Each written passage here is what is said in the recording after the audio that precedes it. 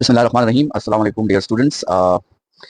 Science made sensible के platform से अपने तमाम वो स्टूडेंट्स जो एमडी कैट एस्पायरेंट्स हैं, उन सबको खुशामदीद कहता हूँ और उम्मीद करता हूँ कि ये जो हमारा सफ़र है एमडी कैट फिज़िक्स के हवाले से, इससे आप लोग काफ़ी लर्निंग हासिल करें और अपना टेस्ट जो है वो बहुत अच्छे मार्क्स से आप उसे अंडरगो करें और उसमें कामयाबी हासिल करें। तो आज हमारा जो पहला लेक्चर है ये हमको आगे तमाम आने वाले लेक्चर्स में हेल्प करेगा, क्योंकि इस लेक्चर में हम वो तमाम बातें डिस्कस करेंगे जो आपके एमसीक्यूज के लिए इंपॉर्टेंट ट्रिक्स हैं और ये जो है इंतहाई ज़रूरी है आप सबके लिए। तो पहले लेक्चर में हमने जो है वो आगाज़ नहीं किया है किसी चैप्टर से, वो इसलिए कि कुछ बातें जो है वो बार-बार जो है हम तमाम एमसीक्यूज़ में डिस्कस करेंगे। तो वो तमाम बातें जो हैं वो आज के लेक्चर में हमने स्टार्ट करनी है और इंशाल्लाह अल्लाह के बाबरकत नाम से हम जो है इस सेशन का आगाज़ कर रहे हैं और विदिन 2 मिनट्स जो है हम अपना लेक्चर स्टार्ट करेंगे। उससे पहले जो है आप अपनी तरफ से ये लेक्चर्स जो है उसका लिंक अपने मुख्तलिफ दोस्तों के साथ जो कि एमडी कैट के एस्पायरेंट्स हैं, उनके साथ आप ये शेयर करें ताकि वो भी इन लेक्चर से जो है वो फ़ायदा हासिल कर सके। तो हम विदिन 2 टू 3 मिनट्स जो है वो लेक्चर्स का जो है वो आगाज़ करेंगे। जी बिल्कुल, ये जो आपके साथ नोट्स होंगे ये आपके साथ डेली बेसिस पर लेक्चर के नोट्स आपके साथ शेयर किए जाएंगे। हमारा प्रोसीजर जो है वो कुछ इस तरह होगा कि हम जो है लेक्चर में एक चैप्टर उसे वाइंड अप करेंगे और चैप्टर को वाइंड अप करने के बाद आपको व्हाट्सएप ग्रुप में उस चैप्टर की वर्कशीट्स जो है वो दी जाएगी और वो वर्कशीट्स आपने अटेम्प्ट करनी है। तो वो वर्कशीट्स जो है फिर उससे अगले दिन हमारा प्रोसीजर जो है वो डिस्कस किए जाएंगे वो वर्कशीट्स, ठीक है। तो लेक्चर होगा, फिर आपको वर्कशीट्स दी जाएंगी और वर्कशीट्स जो है वो फिर अगले लेक्चर में डिस्कस होगी। तो इस तरह 3 स्टेप का साइकिल जो है वो हमारा चलता जाएगा, lecture plus test plus discussion, ठीक है। तो ये हमारा 3 स्टेप्स का साइकिल जो है वो इस तरह चलेगा। जी बिल्कुल, हमने 9 ओ क्लॉक से 2-3 मिनट पहले आगाज़ किया, क्योंकि उस लिंक को जो है आप तक पहुंचने में और नोटिफिकेशन आने में और फिर आपके ज्वाइन करने में हो सकता है 2-3 मिनट्स लग जाए। तो इसलिए हमने जो है आगाज़ वो 2-3 मिनट्स पहले किया है, लेकिन फिलहाल हमने लेक्चर स्टार्ट नहीं किया। विद इन 1 टू 2 मिनट्स जो है हम अपने लेक्चर को स्टार्ट करेंगे।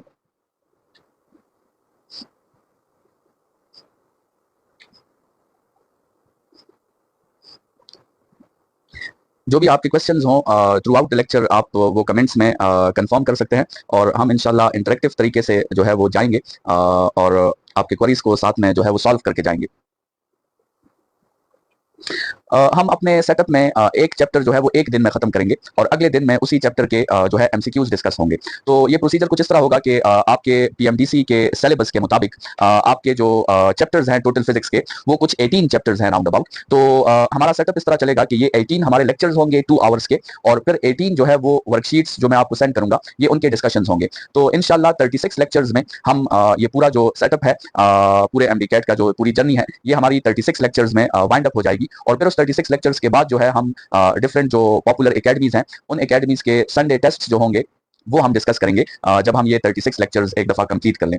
तो चलें स्टूडेंट्स, आगाज करते हैं और आज के लेक्चर में हमने जो ट्रिक्स समझने हैं, जो शॉर्टकट्स हमने समझने हैं, जो स्किल्स हमने समझने हैं, ये वो स्किल्स है जो थ्रू आउट फिजिक्स के एमसीक्यूज में आपको हेल्प करेंगे। तो आज के लेक्चर का जो हमारा लर्निंग ऑब्जेक्टिव है, सबसे पहले हम ट्रिग्नोमेट्रिक रेशियोज को मेमोराइज करने पर बात करेंगे कि कैसे हम ट्रिग्नोमेट्रिक रेशियोज को आसानी से मेमोराइज कर सकते हैं। फिर हम इन ट्रिग्नोमेट्रिक रेशियोज को थोड़ा सा परसेंटेजेस के साथ कंपेयर करेंगे, क्योंकि कुछ स्टूडेंट्स जो है वो परसेंटेजेस में बेहतर होते हैं, तो उन स्टूडेंट्स के लिए हम ट्रिग्नोमेट्रिक रेशियोज को परसेंटेजेस के साथ कंपेयर करेंगे। फिर हम डिस्कस करेंगे ग्राफ्स को, प्रोपोर्शनैलिटीज को और के मेथड को। ये इंतहाई जरूरी लर्निंग ऑब्जेक्टिव है आपका और आपके तकरीबन जितने भी न्यूमेरिकल क्वेश्चंस आते हैं उसमें ये के मेथड जो है ये इंतहाई इंपॉर्टेंट होता है। तो फिर हम डिस्कस करेंगे कि फिजिक्स में ये जो स्लोप होता है और एरिया जो होता है इसकी फिजिक्स में इंपॉर्टेंस क्या क्या है, ठीक है। फिजिक्स में स्लोप की इंपॉर्टेंस क्या है और फिजिक्स में एरिया की इंपॉर्टेंस क्या है। फिर कुछ जरूरी क्वेश्चंस आपके आते हैं परसेंटेज के क्वेश्चंस, जैसे अगर आपने गौर किया हो तो आपके फर्स्ट ईयर का जो चैप्टर 3 है रेस्ट एंड मोशन, उसमें अगर आपको याद हो तो आपकी एक्सरसाइज में कुछ परसेंटेज के क्वेश्चंस हैं काइनेटिक एनर्जी और मोमेंटम के हवाले से, अगर आपको याद हो तो वो जो परसेंटेज के क्वेश्चंस हैं वो जरा डिस्कस करेंगे। अच्छा, फिर हम प्रीफिक्सेस को थोड़ा सा डिस्कस करेंगे और ये जो सीजीएस यूनिट्स हैं इनको थोड़ा सा डिस्कस करेंगे और लास्ट में थोड़ी सी डिस्कशन जो है वो हम डायमेंशंस पे करेंगे। तो स्टूडेंट्स, ये कुछ ऐसे टॉपिक्स हैं जिनको इस फिजिक्स के लेक्चर्स को स्टार्ट करने से पहले इन टॉपिक्स को समझना जो है वो इंतहाई जरूरी है, ठीक है। तो ये ऐसे टॉपिक्स होंगे जो हर लेक्चर में हमारे साथ फिर हेल्प करेंगे और हर एमसीक्यू में हमारे साथ हेल्प करेंगे। तो स्टूडेंट्स, आगाज करते हैं फर्स्ट लर्निंग ऑब्जेक्टिव का और वो आपके साथ है ट्रिग्नोमेट्रिक रेशियोज। जहां पर भी आपको समझ ना आए तो आप उसी वक्त जो है कमेंट्स में मुझसे क्वेश्चंस कर सकते हैं, ठीक है। तो स्टूडेंट्स, ट्रिग्नोमेट्रिक रेशियोज को आसानी से हम कैसे याद रख सकते हैं, उसके लिए आप जो है इस तरह कंसिडर करें कि जो आपका लेफ्ट हैंड है उस लेफ्ट हैंड के 5 फिंगर्स को आप एंगल्स के नाम दे दें। मतलब थंब को आप कहते हैं कि ये 0 डिग्रीज है, इसी तरह ये जो आपके साथ इंडेक्स फिंगर है इसको 30 डिग्रीज कह दें और जो मिडिल फिंगर है इसको 45 डिग्रीज कह दें और जो आपके साथ फोर्थ फिंगर है इसको 60 डिग्रीज कह दें और जो लास्ट फिंगर है इसको आप 90 डिग्रीज कह दें। तो आपने क्या किया, आपने जो है फिंगर्स को ये एंगल्स के नाम दे दिए, ठीक है। यहां तक बात जो है वो उम्मीद है क्लियर होगी। तो अब आपने स्टूडेंट्स साइन थीटा के लिए क्या फॉर्मूला यूज करना है, अब आप जरा देखें इस शॉर्टकट को। साइन थीटा के लिए आपने फॉर्मूला यूज करना है under the root fingers above, fingers above divided by 2, ठीक है स्टूडेंट्स। ये आपने साइन थीटा के लिए फॉर्मूला यूज करना है। मिसाल के तौर पे फर्ज करें आपने साइन 30 फाइंड करना है, ठीक है। लेट्स सपोज आपने क्या फाइंड करना है, साइन 30। तो देखें अब साइन 30 का जो ये फिंगर है, इससे ऊपर कितने फिंगर्स हैं, इससे ऊपर एक फिंगर है, तो हम लिख लेंगे under the root 1 divided by 2। तो हमारा साइन 30 का आंसर क्या आ जाएगा, 1/2 आ जाएगा, ठीक है। अच्छा इसी तरह स्टूडेंट्स कॉस के लिए आपने क्या फॉर्मूला यूज करना है, कॉस थीटा के लिए आपने ये फॉर्मूला यूज करना है under the root fingers below, under the root fingers below by 2, ठीक है। अब लेट्स सपोज मिसाल के तौर पे आपने cos 30 फाइंड करना है, तो इस 30 फिंगर के नीचे कितने फिंगर्स हैं, आपके साथ 3 फिंगर्स हैं, तो आप क्या लिख लेंगे, अंडर रूट 3 लिख देंगे और डिवाइडेड बाय 2 लिख देंगे, ठीक है। अच्छा इसी तरह स्टूडेंट्स टेंजेंट के लिए आप क्या करेंगे, टेंजेंट थीटा के लिए आपने फिर फॉर्मूला यूज करना होगा, और वो फॉर्मूला आपने ये यूज करना होगा कि उसमें ऊपर आ जाएगा फिंगर्स अबव, न्यूमरेटर में आ जाएगा fingers above divided by denominator में आ जाएगा फिंगर्स बिलो, ठीक है। न्यूमरेटर में आपके साथ क्या आ गया, फिंगर्स अबव आ गया, और डिनोमिनेटर में आपके साथ आ गया फिंगर्स बिलो, ठीक है। तो ये आपके साथ किसका फार्मूला हो गया, ये आपके साथ फार्मूला हो गया टेंजेंट थीटा का। अब इसमें मिसाल के तौर पे आपने क्या करना है, कौन सी आपने एंगल फाइंड करनी है, लेट्स सपोज आपने टेंजेंट 45 फाइंड करनी है, टेंजेंट 45, ठीक है। तो ये देखें 45 से ऊपर कितने फिंगर्स हैं स्टूडेंट्स, 45 से ऊपर आपके साथ 2 फिंगर्स हैं। अच्छा 45 के नीचे कितने फिंगर्स हैं, 45 के नीचे भी 2 फिंगर्स हैं, तो ये तो आपके साथ अंडर रूट 1 आ जाएगा, अंडर रूट 1 से आपका आंसर क्या आ जाएगा, वो 1 आ जाएगा। तो टेंजेंट 45 जो है उसकी वैल्यू आपके साथ क्या हो जाएगी, टेंजेंट 45 की वैल्यू आपके साथ हो जाएगी 1, ठीक है। तो ये आपके साथ ट्रिग्नोमेट्रिक रेशियोज को मेमोराइज करने के जो है ये तरीके हो गए। उम्मीद है ये आपको क्लियर होंगे, इसमें कोई जो है कंफ्यूजन नहीं होगी। कोई कंफ्यूजन हो तो आप कमेंट्स में इसको कंफर्म कर लें, ठीक है। तो ये आपके साथ पहला लर्निंग ऑब्जेक्टिव हमारा हो गया, जो कि क्या था, ट्रिग्नोमेट्रिक रेशियोज को आसानी से मेमोराइज करना था। तो ये हमारा क्या था, ये हमारा था फर्स्ट लर्निंग ऑब्जेक्टिव, ठीक है। कोई कंफ्यूजन हो तो आप जो है कमेंट्स में उसे कंफर्म कर सकते हैं, अगर कोई कंफ्यूजन जो है वो हो रही है। हम अपने दूसरे लर्निंग ऑब्जेक्टिव की तरफ जाते हैं, जो कि है कि हमने इन ट्रिग्नोमेट्रिक रेशियोज को परसेंटेज के साथ कंपेयर करना है। तो स्टूडेंट्स ये भी बहुत इंटरेस्टिंग है और आपको ये काफी जो है हेल्प करेगा बहुत से क्वेश्चंस में। तो उसके लिए आपने कुछ बातें याद रखनी है। जिस नंबर के साथ साइन 0 लिखा हो या cos 90 लिखा हो, ठीक है, मिसाल के तौर पे एक नंबर है, वो नंबर आपके साथ है 10, ठीक है, और 10 के साथ क्या लिखा है, 10 के साथ लिखा है साइन 0 या उस 10 के साथ लिखा गया है cos 90, ठीक है। मतलब किसी नंबर के साथ साइन 0 है या उस नंबर के साथ क्या है, cos 90 है। तो इसका मतलब क्या होगा, इसका मतलब यह होगा कि आपने वो नंबर 0% लेना है, 0% ऑफ दैट नंबर, ठीक है। अगर किसी नंबर के साथ साइन 0 लिखा हो या cos 90 लिखा हो, तो इसका मतलब यह है कि आपने उसके साथ क्या लेना है, उस नंबर का आपने 0% लेना है। नहीं स्टूडेंट्स, ये जो फॉर्मूला में डिनोमिनेटर में जो 2 है ये अंडर रूट में शामिल नहीं है, ठीक है। अच्छा अब दूसरी बात, जिस नंबर के साथ साइन 30 लिखा हो या जिस नंबर के साथ cos 60 लिखा हो, ठीक है, जिस नंबर के साथ साइन 30 हो या उस नंबर के साथ क्या लिखा हो, cos 60 लिखा हो, तो इसका क्या मतलब है, इसका मतलब है स्टूडेंट्स कि आपने उस नंबर का 50% लेना है, 50% ऑफ दैट नंबर, ठीक है। जिसके साथ साइन 30 होगा या cos 60 होगा, तो इसका मतलब यह होगा कि आपने उस नंबर का कितना परसेंट लेना होगा, 50% लेना होगा। अच्छा जिसके साथ साइन 45 हो या cos 45 हो, ठीक है, जिसके साथ क्या हो, साइन 45 हो या cos 45 हो, तो इसका मतलब क्या है, इसका मतलब यह है कि आपने उस नंबर का 70% लेना है, 70% ऑफ दैट नंबर, ठीक है। अच्छा जिसके साथ साइन 60 या cos 30 हो, साइन 60 या cos 30, तो इसका मतलब यह है कि आपने उस नंबर का 86% लेना है, 86% ऑफ दैट नंबर, ठीक है। और जिसके साथ साइन 90 या cos 0 हो, तो इसका मतलब यह है कि आपने उस नंबर का क्या लेना है, आपने उस नंबर का 100% लेना है, ठीक है। चलें इस पे एक एग्जांपल कर लेते हैं। लेट्स सपोज आपके साथ एक नंबर है 15 और 15 के साथ लिखा है साइन 30, ठीक है। तो साइन 30 का क्या मतलब है, 50%, तो इसका मतलब यह है कि 50% ऑफ 15, स्टूडेंट्स 50% ऑफ 15 जो है ये 7.5 के इक्वल होता है, मतलब ये उसकी हाफ के इक्वल होता है, ठीक है। इसी तरह लेट्स सपोज एक दूसरा नंबर है 10 साइन 60। अब साइन 60 का क्या मतलब है, साइन 60 का मतलब है 86%, 86% ऑफ 10, तो ये स्टूडेंट्स क्या हो जाएगा, 86 लिख दें डिवाइडेड बाय 100 कर दें इनटू 10 कर दें, तो ये 0 0 के साथ कैंसिल, 86 बाय 10 से क्या आ जाएगा, 8.6 आ जाएगा। तो आंसर आपका क्या होगा, 8.6। आप 10 साइन 60 को कैलकुलेटर से चेक करें, आपका जो आंसर आएगा वो क्या आएगा, वो आपके साथ 8.6 ही आएगा। तो ये आपका दूसरा लर्निंग ऑब्जेक्टिव था, हमने ट्रिग्नोमेट्रिक रेशियोज को परसेंटेजेस के साथ जो है वो कंपेयर कर दिया है, ठीक है। अब स्टूडेंट्स ये तीसरा लर्निंग ऑब्जेक्टिव आपका इंतहाई इंपॉर्टेंट लर्निंग ऑब्जेक्टिव है, ये बहुत जरूरी लर्निंग ऑब्जेक्टिव है, जो कि है ग्राफ प्लस प्रोपोर्शनैलिटी प्लस के मेथड, ठीक है। स्टूडेंट्स आपके साथ जो डायरेक्ट प्रोपोर्शनैलिटीज होती हैं, डायरेक्ट प्रोपोर्शनैलिटीज, उसमें आपके साथ 3 किस्में होती हैं। एक ये वाली डायरेक्ट प्रोपोर्शनैलिटी है y is directly proportional to x, एक ये वाली डायरेक्ट प्रोपोर्शनैलिटी है y is directly proportional to x square, और एक ये वाली डायरेक्ट प्रोपोर्शनैलिटी है y is directly proportional to root of x। Students ये जो पहली डायरेक्ट प्रोपोर्शनैलिटी है, इस डायरेक्ट प्रोपोर्शनैलिटी को हम नाम देते हैं सिंपल डायरेक्ट प्रोपोर्शनैलिटी, ठीक है। और इसको हम किस तरह डिफाइन करते हैं, इसको हम इस तरह डिफाइन करते हैं कि equal changes in x produces equal changes in y, ठीक है। मतलब अगर x डबल हो गया तो y भी डबल हो जाएगा, अगर x हाफ हो गया तो y भी हाफ हो जाएगा, अगर x 3 टाइम्स बढ़ गया तो y भी 3 टाइम्स बढ़ जाएगा। मतलब जितने चेंजेस x में आएंगे उतने ही चेंजेस आपके साथ y में भी आएंगे। तो इसको हम क्या कहते हैं, सिंपल प्रोपोर्शनैलिटी। मैं फिर रिपीट कर रहा हूं, equal changes in x produces equal changes in y। और स्टूडेंट्स इसका ग्राफ जो होगा वो हमेशा स्ट्रेट लाइन होगा। सिंपल जो आपके साथ डायरेक्ट प्रोपोर्शनैलिटी होती है उसका ग्राफ हमेशा क्या होता है, उसका ग्राफ हमेशा स्ट्रेट लाइन होता है। स्टूडेंट्स चूंकि आपको कैलकुलेटर अलाउड नहीं है तो cos 75 की वैल्यू आपके साथ एमडीकैट के पेपर में बहुत मुश्किल से पूछी जाएगी। ये एक स्टूडेंट ने क्वेश्चन पूछा है कि अगर cos 75 हो तो उसका हम क्या करेंगे। तो याद रखिए cos 75 की वैल्यू जो होगी ये बहुत मुश्किल से क्वेश्चन में आएगी, लेकिन अगर फिर भी आ गई क्वेश्चन में तो स्टूडेंट्स फिर आप क्या करेंगे, फिर आप सोचेंगे कि cos 60 जो है, देखिए cos 60 जो है वो किसके इक्वल है, वो आपके साथ 50% है। मतलब cos 60 जो है वो 1/2 के इक्वल है और इक्वल है। तो फिर cos 75 जो होगा ये इन दोनों के दरमियान होगा, मतलब 0.5 और 0 के दरमियान होगा। तो फिर उसकी वैल्यू जो है हो सकता है कुछ 0.25 समथिंग हो। तो इस तरह की अप्रोक्सीमेशन फिर आप कर सकते हैं क्वेश्चन में, लेकिन ये बहुत मुश्किल है। बहुत रेयरली ये होगा कि आपको cos 75 की वैल्यू वो देंगे, cos 0 देंगे, 30 देंगे, 45 देंगे, 60 देंगे और 90 देंगे। इसके अलावा जो है वो कोई वैल्यूज आपको प्रोवाइड नहीं करेंगे, ठीक है। अच्छा वापस आते हैं।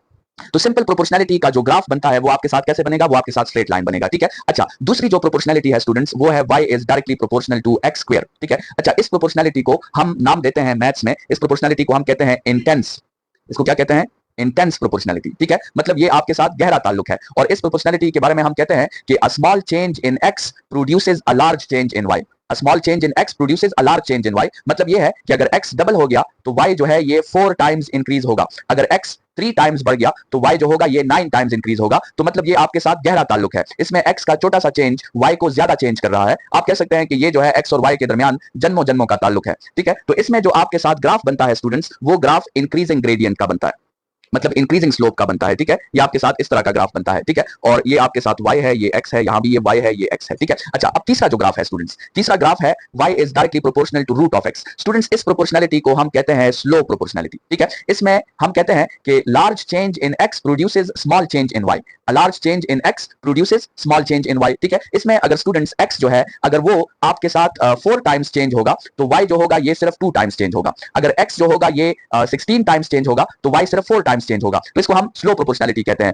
x के ज्यादा चेंजेस y को कम चेंज कर रहे हैं, तो इसको हम क्या कहते हैं, स्लो प्रोपोर्शनैलिटी। और स्टूडेंट्स इसका जो ग्राफ बनता है वो डिक्रीजिंग ग्रेडियंट का बनता है। तो ये स्टूडेंट्स हमने 3 किस्म की डायरेक्ट प्रोपोर्शनैलिटीज डिस्कस कर ली। एक आपके साथ है सिंपल प्रोपोर्शनैलिटी, एक आपके साथ है इंटेंस प्रोपोर्शनैलिटी और एक आपके साथ है स्लो प्रोपोर्शनैलिटी। ये जो इंटेंस प्रोपोर्शनैलिटी और स्लो प्रोपोर्शनैलिटी है स्टूडेंट्स इनके ग्राफ्स को पैराबोला कहा जाता है। ये जो इंटेंस प्रोपोर्शनैलिटी है और स्लो प्रोपोर्शनैलिटी है इनके ग्राफ्स को हम क्या कहते हैं, इनके ग्राफ्स को हम पैराबोला कहते हैं। अब जरा स्टूडेंट्स आप आ जाएं इन तीनों प्रोपोर्शनैलिटीज के फार्मूलाज की तरफ। तो अगर आपके साथ सिंपल प्रोपोर्शनैलिटी है मतलब y is directly proportional to x है, तो स्टूडेंट्स इसका फार्मूला आप कैसे लिखेंगे, इसका फार्मूला आप लिखेंगे y1 divided by y2 is equal to x1 divided by x2। मतलब ये है कि जिन दो क्वांटिटीज के दरमियान सिंपल डायरेक्ट प्रोपोर्शनैलिटी होती है तो उसमें आपके साथ फिर क्या सिचुएशन होती है, उसमें फिर आप सिंपल रेशियोज लेते हैं, मतलब y1 बाय y2 को आप इक्वल कर देते हैं x1 बाय x2 के। अच्छा ये एक स्टूडेंट का कमेंट है कि आपकी आवाज जो है वो क्लियर नहीं आ रही, तो हो सकता है ये आपके नेट में थोड़ा सा इशू हो, थोड़ा सा रिफ्रेश करके जो है आप इसको दोबारा ट्राई करें तो आवाज क्लियर हो जाएगी। अच्छा ये जो दूसरी प्रोपोर्शनैलिटी है इंटेंस प्रोपोर्शनैलिटी, इसके के मेथड का फार्मूला कैसे बनेगा, इसका फार्मूला बनेगा y1 by y2 is x1 by x2 whole square. चूंकि इस पे x पे स्क्वायर है तो इसके के मेथड का फार्मूला बनेगा y1 by y2 is equal to x1 by x2 whole square आ जाएगा, ठीक है। अच्छा ये जो तीसरा है y is directly proportional to root of x, उम्मीद है कि इसका फार्मूला आप खुद भी आप लिख सकते हैं। तो ये फार्मूला क्या होगा, ये आपके साथ होगा y1 divided by y2 is equal to x1 divided by x2 whole under the root, ठीक है। तो ये हमने स्टूडेंट्स 3 डायरेक्ट प्रोपोर्शनैलिटीज पढ़ ली और 3 हमने उसके ग्राफ्स पढ़ लिए और 3 हमने उसके के मेथड्स के फार्मूलाज पढ़ लिए, ठीक है। तो ये जो के मेथड के फार्मूलाज हैं स्टूडेंट्स ये आपके न्यूमेरिकल टाइप क्वेश्चंस के लिए इंतहाई जरूरी है और इस पे जब हम फिर प्रैक्टिस करेंगे तो आपको तब पता चलेगा कि ये फार्मूलाज जो है ये कितने इंपॉर्टेंट है, ठीक है। अच्छा स्टूडेंट्स अब आते हैं इनवर्स प्रोपोर्शनैलिटीज की तरफ।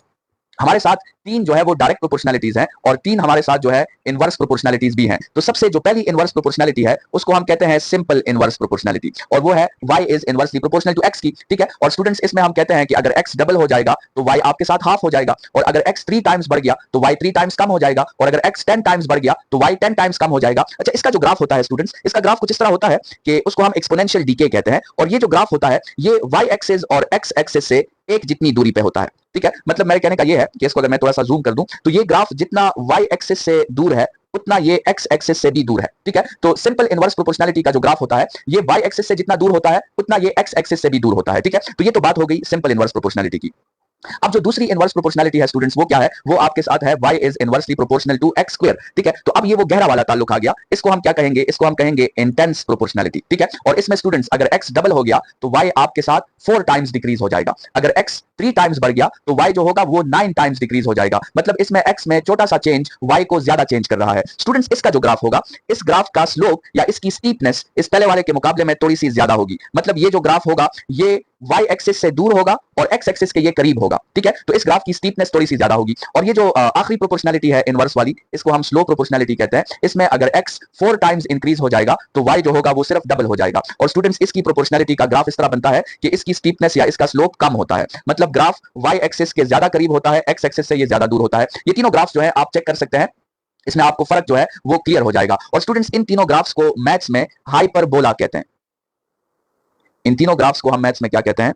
इनको हाइपरबोलास कहा जाता है। ठीक है, अब आते हैं इनके के मेथड के फॉर्मूला की तरफ। स्टूडेंट्स आपके साथ डायरेक्ट प्रोपोर्शनलिटी में तो आप सिंपल रेशोज लेते थे, लेकिन इनवर्स प्रोपोर्शनलिटी में आप रेसिप्रोकल रेशो लेंगे। रेसिप्रोकल रेशो का मतलब यह है कि एक साइड पे तो आप y1 by y2 लिखेंगे, दूसरे साइड पे आप x2 by x1 लिखेंगे। ठीक है, रेसिप्रोकल रेशो लेंगे। अब ये दूसरा फॉर्मूला कैसे हो जाएगा? ये y1 by y2 is equal to x2 by x1 whole square हो जाएगा। और ये तीसरा फॉर्मूला कैसे हो जाएगा? ये बनेगा y1 by y2 is equal to x2 by x1 और इस पे हम लगा देंगे अंडर रूट, क्योंकि उस पे x पे अंडर रूट है तो हम अंडर रूट लगा देंगे। तो स्टूडेंट्स ये आपके साथ क्या हो गए? ये आपके साथ 6 प्रोपोर्शनलिटीज, 6 उसके ग्राफ्स और 6 उसके के मेथड के फॉर्मूलाज हो गए। ठीक है, अब इस हर एक पे हम जो है इस तरह करते हैं कि एक दो एग्जांपल्स कर लेते हैं। स्टूडेंट्स आपको पता है कि मोमेंटम और मास का क्या रिलेशन है? मोमेंटम और मास का रिलेशन डायरेक्ट है। Momentum is directly proportional to mass. तो इसका फॉर्मूला कैसे बनेगा students? p1 by p2 is equal to m1 by m2। ठीक है, और इस तरह के बहुत से और आप एग्जांपल्स ले सकते हैं डायरेक्ट प्रोपोर्शनलिटी के। स्टूडेंट्स आपको पता है कि काइनेटिक एनर्जी और स्पीड में क्या रिलेशन है? काइनेटिक एनर्जी और स्पीड में रिलेशन है कि kinetic energy is directly proportional to speed का स्क्वायर। तो इसका फॉर्मूला कैसे बनेगा? Kinetic energy 1 by kinetic energy 2 is speed 1 by speed 2 whole square. ठीक है, अच्छा इसी तरह स्टूडेंट्स आपको पता है कि time period of simple pendulum और उसका जो आपके साथ किसका रिलेशन बनता है इनवर्स टाइम पीरियड के साथ? अच्छा डायरेक्ट रिलेशन मेरे ख्याल में टाइम पीरियड के साथ जो है वो 2 पाई एल बाई जी है ना। तो लेंथ के साथ उसका क्या बनता है? डायरेक्ट रूट वाली प्रोपोर्शनलिटी बनती है। तो इसका फॉर्मूला कैसे बनेगा? इसका फॉर्मूला बनेगा t1 by t2 is equal to l1 by l2 whole under the root. ठीक है, इसी तरह आप इनवर्स की तरफ आते हैं। स्टूडेंट्स एक्सेलरेशन और मास का क्या रिलेशन है? एक्सेलरेशन और मास का इनवर्स रिलेशन है। तो इसका फॉर्मूला कैसे बनेगा? इसका फॉर्मूला बनेगा a1 by a2 is equal to m2 by m1। ठीक है, इस फॉर्मूला को देखें, इसको देखकर जो है वो ऑब्जर्व करें। अच्छा इसी तरह अगर हम ये स्क्वायर वाली की एक मिसाल ले लें, लेट्स सपोज कौन से, अच्छा कूलम फोर्स जो है और r के स्क्वायर में क्या रिलेशन है? ये है ना कि f is inversely proportional to r square. तो इसका फॉर्मूला कैसे बनेगा? इसका बनेगा f1 by f2 is equal to r2 by r1 whole square. ठीक है, तो अच्छा लास्ट वाला y is inversely proportional to root of x। इसके बारे में कोई फिजिक्स का फॉर्मूला आप सोचें जिसमें जो है, अच्छा ये जो स्पीड ऑफ वो होती है, स्पीड ऑफ सैटेलाइट जो होती है उसका रेडियस के साथ क्या रिलेशन होता है? रेडियस ऑफ सैटेलाइट का इनवर्स रिलेशन होता है और रूट वाला रिलेशन होता है। तो इसका आपके साथ फॉर्मूला कैसे बनेगा? ये फॉर्मूला बनेगा v1 by v2 is equal to r2 by r1 under the root. तो स्टूडेंट्स ये आपके साथ इंतहाई इंपॉर्टेंट लर्निंग ऑब्जेक्टिव था, ग्राफ प्लस प्रोपोर्शनलिटी प्लस के मेथड। स्टूडेंट्स यहां तक जो है आप मुझे कमेंट्स में बताएं, जितने भी स्टूडेंट्स ऑनलाइन हैं, कि यहां तक कोई कंफ्यूजन, कोई क्वेश्चन जो है वो आपको है कि नहीं है।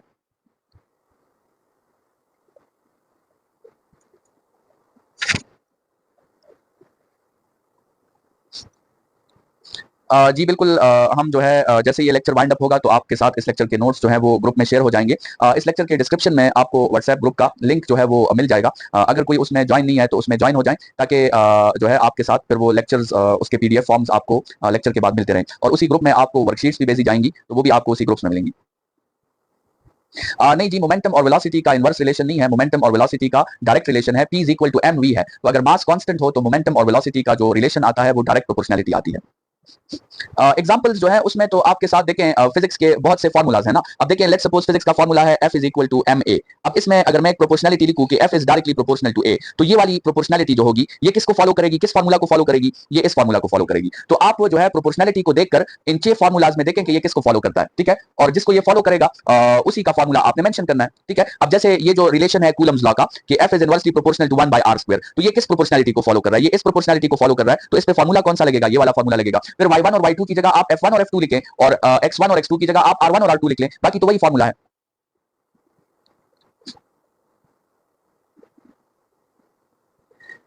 जी, और स्टूडेंट्स भी बताएं कोई कंफ्यूजन है?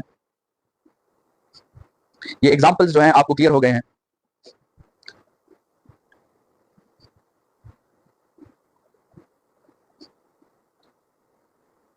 चलें, बहुत अच्छी बात है, बाकी स्टूडेंट्स भी कंफर्म कर लें। चलें तो आगे बढ़ते हैं। अभी तक अगर हम देखें तो अपने लर्निंग ऑब्जेक्टिव्स के लिहाज से हमने 3 लर्निंग ऑब्जेक्टिव्स क्लियर कर लिए हैं। ट्रिग्नोमेट्रिक रेशियोज, और ट्रिग्नोमेट्रिक रेशियोज को हमने परसेंटेजेस के साथ कंपेयर कर लिया, और फिर जो बहुत इंपॉर्टेंट लर्निंग ऑब्जेक्टिव था ग्राफ्स और प्रोपोर्शनैलिटीज और के मेथड, उस पे हमने जो है अपना कमांड हासिल किया। 6 ग्राफ्स हमने बनाए, 6 उनकी प्रोपोर्शनैलिटीज लिखी और 6 उनके के मेथड के फॉर्मूलाज मेंशन किए। स्टूडेंट्स अब आते हैं और इस पे बात करते हैं कि ये जो स्लोप है और ये जो एरिया है, ये स्लोप और एरिया मैथ्स के टूल्स हैं, लेकिन फिजिक्स में स्लोप और एरिया के बहुत ज्यादा एडवांटेजेस हैं। तो जरा इसको समझते हैं कि स्लोप और एरिया है क्या चीज और फिजिक्स में इनके एडवांटेजेस जो है वो क्या है। तो ये हमारा 4th लर्निंग ऑब्जेक्टिव है कि what is the advantage of slope and area and what is slope and area. ठीक है, तो स्टूडेंट सबसे पहले बात करते हैं स्लोप पे। स्लोप को हम डिफाइन करते हैं कि the steepness of a graph with respect to X axis. Definition इसकी क्या है? The steepness of a graph with respect to X axis. Students maths में जो स्लोप का सिंबल है उसको हम m कहते हैं, और मैथ्स में इस स्लोप के डिफरेंट फार्मूलाज यूज होते हैं। इसका एक फार्मूला जो आपके साथ है y2 minus y1 divided by x2 minus x1। इसका दूसरा फार्मूला वो आपके साथ है राइज बाय रन, मतलब perpendicular distance by horizontal distance. इसका तीसरा फार्मूला आपके साथ है परपेंडिकुलर बाय बेस। ठीक है, और इसी परपेंडिकुलर बाय बेस को स्टूडेंट्स हम टेंजेंट थीटा भी कहते हैं। तो इसका चौथा फार्मूला आपके साथ क्या हो जाएगा? टेंजेंट थीटा हो जाएगा। तो ये मतलब डिपेंडिंग ऑन डेटा के गिवन डेटा आपके साथ क्या है, तो उसके मुताबिक आप क्या यूज करेंगे? फार्मूला यूज करेंगे। अच्छा, ये एक स्टूडेंट ने क्वेश्चन पूछा है कि के मेथड के फार्मूलाज कहां यूज होते हैं। के मेथड के फार्मूलाज जो है उसके, लेट्स सपोज मैं आपको एक क्वेश्चन बताता हूं जिससे आपको क्लियर हो जाएगा कि के मेथड का फार्मूला कहां यूज होता है। अगर आपसे क्वेश्चन में पूछा जाए मिसाल के तौर पे कि the force between two charges, the electrostatic force between two charges is 10 Newton, if the product of charges is doubled, what will be the new electrostatic force? ठीक है, दोबारा क्वेश्चन देखें कि the electrostatic force between two charges is 10 Newton, if the product of charges is doubled, what will be the new electrostatic force? तो इस तरह के जितने भी क्वेश्चंस आते हैं जो आपके MDCAT में होते हैं, हर साल इस तरह के क्वेश्चंस होते हैं, इन तमाम क्वेश्चंस को हम के मेथड के फार्मूला से सॉल्व करेंगे। और इंशाल्लाह जब आपको वर्कशीट भेजी जाएगी तो उसमें आप फिर जो है उस के मेथड के फार्मूला की एक्चुअल एप्लीकेशंस जो है वो आप देखेंगे। फिलहाल सिर्फ इतनी लर्निंग आपके लिए काफी है कि आप किसी प्रोपोर्शनैलिटी को फार्मूला में कन्वर्ट कर सकते हैं। ठीक है, ये आपने लर्निंग ऑब्जेक्टिव क्लियर करना है कि जब आपको एक प्रोपोर्शनैलिटी गिवन हो तो आप इसको क्या कर सके? के मेथड के फार्मूला में आप उसे कन्वर्ट कर सके। ठीक है, अच्छा, तो ये आपके साथ स्टूडेंट्स स्लोप के क्या आ गए? 4 फार्मूलाज आ गए। अच्छा, अब एक बात जो है वो याद रखिए, हमारे साथ ग्राफ्स जो है ना वो कौन से पॉसिबल है? या तो हमारे साथ ऐसा ग्राफ बनेगा, या फिर हमारे साथ ऐसा ग्राफ बनेगा, या फिर ग्राफ जो होगा वो ऐसे होगा। ठीक है, ये आपके साथ फर्स्ट ग्राफ है, ये सेकंड ग्राफ है, ये थर्ड ग्राफ है, या फिर ग्राफ ऐसे होगा और या ग्राफ ऐसे होगा। ये आपके साथ 7 केसेस है ग्राफ्स के। ठीक है, ये मैं जो ड्रॉ कर रहा हूं ग्राफ्स के 7 केसेस ड्रॉ कर रहा हूं। ठीक है, अच्छा, ये जो पहला केस आप देख रहे हैं इसके स्लोप के बारे में आपने कहना है कि इसका स्लोप पॉजिटिव है एंड कांस्टेंट है। इसका स्लोप क्या है? पॉजिटिव है एंड कांस्टेंट है। इस दूसरे हॉरिजॉन्टल लाइन के बारे में आपने कहना है कि इसका स्लोप 0 है एंड कांस्टेंट है।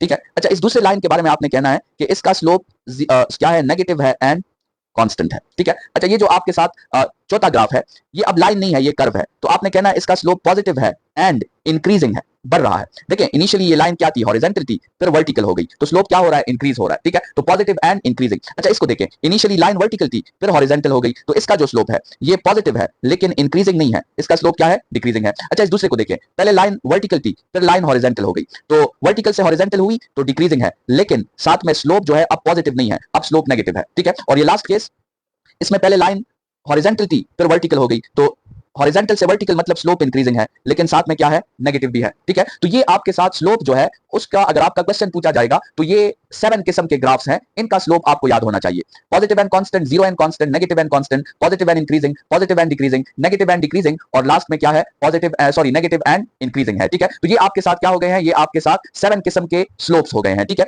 अच्छा, इसमें आप एक बात पे स्टूडेंट्स गौर करें कि जब भी आपसे स्लोप का पूछा जाएगा तो आपने 2 चीजें डिसाइड करनी होंगी।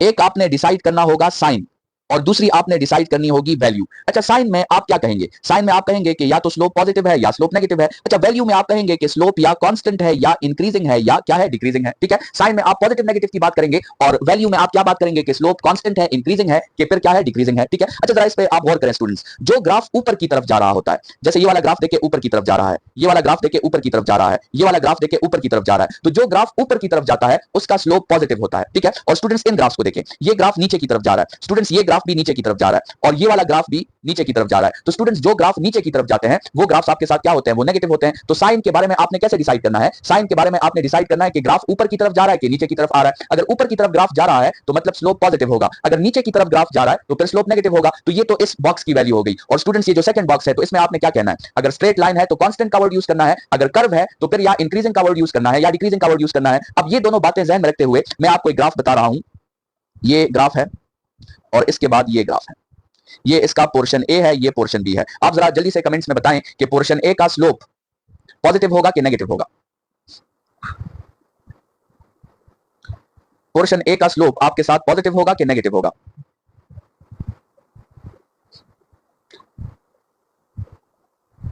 पॉजिटिव होगा। क्यों पॉजिटिव होगा? क्योंकि ये ग्राफ ऊपर की तरफ जा रहा है। अच्छा, पोर्शन बी का स्लोप पॉजिटिव होगा कि नेगेटिव होगा?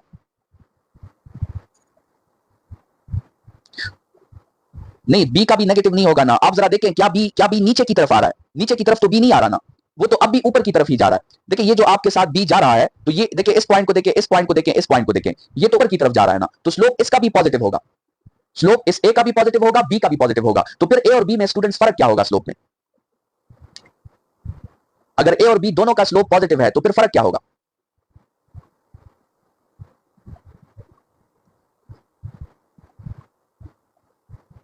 जी स्टूडेंट्स बताएं, अगर ए और बी दोनों का स्लोप पॉजिटिव, क्वेश्चन किया है कि अगर हमारे साथ दो स्लोप्स गिवन हो तो हम कैसे डिसाइड करेंगे कि इसमें ग्रेटर स्लोप कौन सा है और स्मॉलर स्लोप कौन सा है? तो स्लोप का फॉर्मूला यूज करना होगा। इनमें से कोई फॉर्मूला यूज करके हम जो है स्लोप की वैल्यू डिसाइड करेंगे और वैल्यू से फिर पता लगाएंगे कि कौन सा स्लोप ज्यादा है और कौन सा स्लोप आपके साथ कम है। ठीक है, तो उम्मीद है इस क्वेश्चन का आंसर जो है वो आपको मिल गया होगा। तो ये तो आपके साथ स्टूडेंट्स बात हो गई कि मैथ्स में स्लोप कहते किसे हैं। अब जरूरी बात यह है कि फिजिक्स में ये स्लोप हम यूज क्यों करते हैं। ये बहुत इंपॉर्टेंट क्वेश्चन है कि why we use slope in physics. तो जरा स्टूडेंट्स इस फॉर्मूला पे गौर करें, ये जो स्लोप का फॉर्मूला है इस पे जरा गौर करें। और ये फॉर्मूला आपको ये बताता है स्टूडेंट्स कि जब भी आप दो परपेंडिकुलर लाइंस को डिवाइड करते हैं तो उसको हम स्लोप कहते हैं। ठीक है, ये बहुत जरूरी बात है। स्लोप असल में क्या है? स्लोप असल में है डिवीजन। क्या है? डिवीजन है। किसका डिवीजन है? Of two perpendicular lines. Slope क्या है? ये दो परपेंडिकुलर लाइंस का डिवीजन है। ठीक है, अच्छा अब जरा आप सोचें कि फिजिक्स में कितने फॉर्मूलाज डिवीजन के होते हैं। फिजिक्स में आपके साथ बहुत से फॉर्मूलाज ऐसे हैं जो डिवीजन के फॉर्मूलाज हैं। अब यहां पे स्लोप का फायदा आता है स्टूडेंट्स। अगर हम एक ग्राफ बनाएं, हम कौन सा ग्राफ बनाएं? हम ग्राफ बनाएं डिस्टेंस और टाइम का। ठीक है, और हम इस ग्राफ का स्लोप फाइंड करें तो स्लोप का फॉर्मूला क्या है? Rise by run. तो ये तो क्या हो जाएगा? डिस्टेंस बाय टाइम हो जाएगा। तो ये जो आपने स्लोप फाइंड किया है इसको तो हम फिजिक्स में स्पीड कहते हैं। तो आप क्या कहेंगे कि the slope of distance time graph is called speed. ठीक है, अच्छा अब जरा कुछ क्वेश्चंस मैं आपसे करने लगा हूं और मैं हर ग्राफ को नंबर भी दे रहा हूं। ये ग्राफ नंबर 1 है, आपने मुझे बताना है कि इन ग्राफ्स के स्लोप्स जो है वो किसके इक्वल है। ग्राफ नंबर 1 डिस्प्लेसमेंट टाइम है, ग्राफ नंबर 2 स्पीड टाइम है, ग्राफ नंबर 3 वर्क टाइम है। ग्राफ नंबर 3 क्या है? वर्क टाइम है। ग्राफ नंबर 4 आपके साथ है momentum time. Graph number 4 momentum time है। ग्राफ नंबर 5 आपके साथ है फोर्स एक्सेलरेशन। तो बताएं इन सब के स्लोप्स आपको क्या रिप्रेजेंट करेंगे?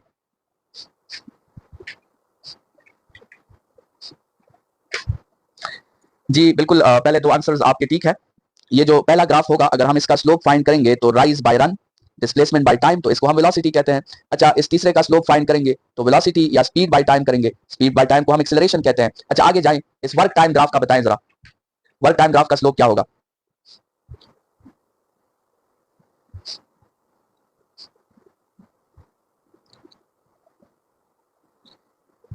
जरा सोचे ना, slope is equal to rise by run, तो work by time. Work by time किसका फॉर्मूला है?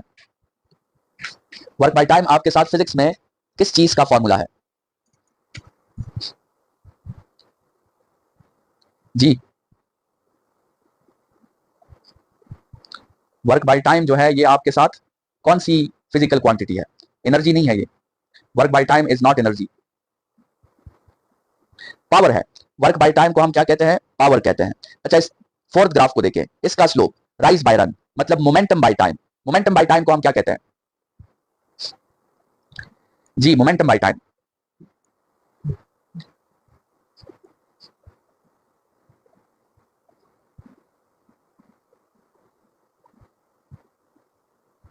मोमेंटम बाय टाइम इंपल्स नहीं होता students. Impulse is defined as change in momentum. Impulse की जो डिफिनीशन है that is change in momentum. Momentum by time force होता है। The time rate of change of momentum is known as force. ठीक है, अच्छा लास्ट ग्राफ, इसका slope force versus acceleration. Force versus acceleration क्या होगा जी? What will be force versus acceleration? F by A.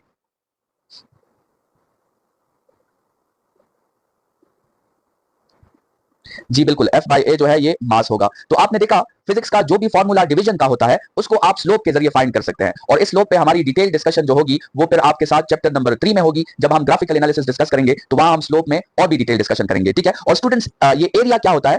Slope जो है ये तो रेशो होता है, एरिया असल में प्रोडक्ट होता है।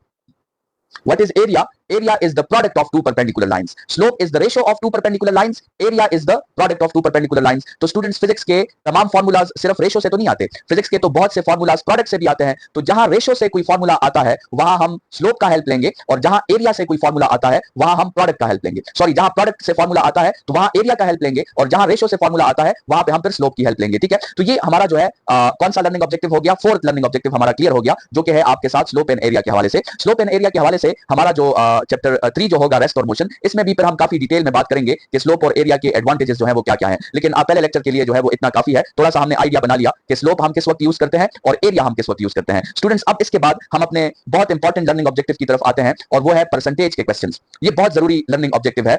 मिसाल के तौर पे जिस तरह आपसे आपके बुक में भी इस पे एमसीक्यूज मौजूद है कि if momentum is increased by 20%, what is the increase in kinetic energy, या if momentum is decreased by 20%, what is the decrease in kinetic energy। इस तरह के आपके परसेंटेज के क्वेश्चंस आते हैं, और स्टूडेंट्स ये परसेंटेज के क्वेश्चंस जो हैं ये जब आप वहां पे सॉल्व करते हैं तो ये इतने टाइम कंज्यूमिंग होते हैं कि आपसे बाकी एमसीक्यूज का टाइम जो है वो चला जाता है। तो इसलिए हम परसेंटेज टाइप ऑफ क्वेश्चंस के लिए यहाँ पे कुछ शॉर्टकट्स जो है वो निकालने वाले हैं, और वही शॉर्टकट्स जो है आप उस पर यूज करेंगे। तो स्टूडेंट्स पहला शॉर्टकट, शॉर्टकट नंबर 1, अगर आपका क्वेश्चन जो हो वो परसेंटेज पे हो, लेकिन वो जो परसेंटेज का जो क्वेश्चन हो वो 10% के अंदर हो। सवाल करें इसको, मतलब जो परसेंटेज का क्वेश्चन हो वो कितने परसेंट के अंदर हो? वो लेस देन 10% हो। मतलब आपसे क्वेश्चन में पूछा जाए कि एक क्वांटिटी जो है वो 2% चेंज हो गई, या 5% चेंज हो गई, या 9% चेंज हो गई, या 8% चेंज हो गई, तो उसमें आपने क्या फॉर्मूला यूज करना है? स्टूडेंट्स, आपने ये फॉर्मूला यूज करना है, ये अब आपने शॉर्टकट याद रखना है।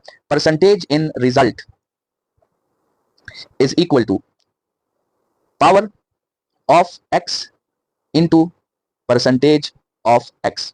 ये फॉर्मूला है, percentage in result is equal to power of x into percentage of x। इस पे जो है एक एग्जांपल कर लेते हैं ताकि ये क्वेश्चन एग्जांपल से जो है वो आपको क्लियर हो जाए। ठीक है, अब मिसाल के तौर पे मैं एक फॉर्मूला लिखता हूं, frequency is equal to 1/2 pi under the root L by G। ठीक है, ये स्टूडेंट आपके साथ सिंपल पेंडुलम की फ्रीक्वेंसी है। अब अगर आपसे जो है क्वेश्चन पूछ लिया जाए कि if length is increased by 3%, so what is the percentage increase in frequency। अगर लेंथ को हम 3% इंक्रीज कर दें तो फ्रीक्वेंसी में परसेंटेज इंक्रीज जो है वो कितना आएगा। ठीक है, ये आपके साथ क्या है? ये आपके साथ क्वेश्चन है।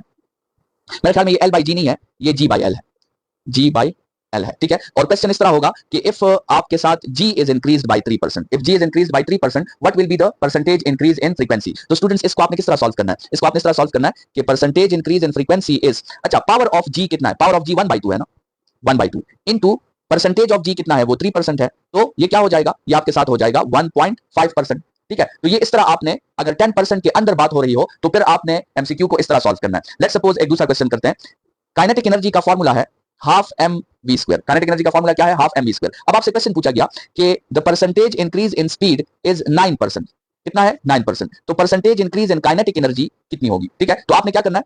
Percentage increase in kinetic energy is, अच्छा स्पीड का पावर कितना है? 2 है, और स्पीड में अनसर्टेनिटी कितनी, सॉरी परसेंटेज इंक्रीज कितना है? 9। तो ये क्या हो जाएगा आपके साथ? काइनेटिक एनर्जी में परसेंटेज इंक्रीज कितनी आ जाएगी? 18% आ जाएगी। ये बात क्लियर हो गई? ये आपके साथ किसका क्वेश्चन हो गया कि अगर परसेंटेज इंक्रीज किसके अंडर हो? 10% के अंडर हो, तो आपने कौन सा फॉर्मूला यूज करना है? आपने ये वाला फॉर्मूला जो है उस पर यूज करना है। ठीक है, अब देखें इस टेबल में जरा देखें, प्रोपोर्शनलिटी कौन सी है? y is directly proportional to x square. तो मतलब x का पावर और x की परसेंटेज इंक्रीज दोनों मल्टीप्लाई हो जाएंगे। तो x का पावर तो 2 है, और यहाँ परसेंटेज इंक्रीज 1% है, तो y में परसेंटेज इंक्रीज क्या हो जाएगा? 2%। यहाँ 2% है तो ये 4% हो जाएगा, यहाँ 3 है तो ये 6% हो जाएगा, यहाँ 4 है तो ये 8% हो जाएगा, यहाँ 5 है तो ये आपके साथ 10% हो जाएगा, यहाँ 6 है तो ये 12% हो जाएगा, यहाँ 7 है तो ये 14% हो जाएगा, यहाँ आपके साथ 8 है तो ये 16% हो जाएगा, यहाँ 9 है तो ये आपके साथ 18% हो जाएगा। क्लियर है?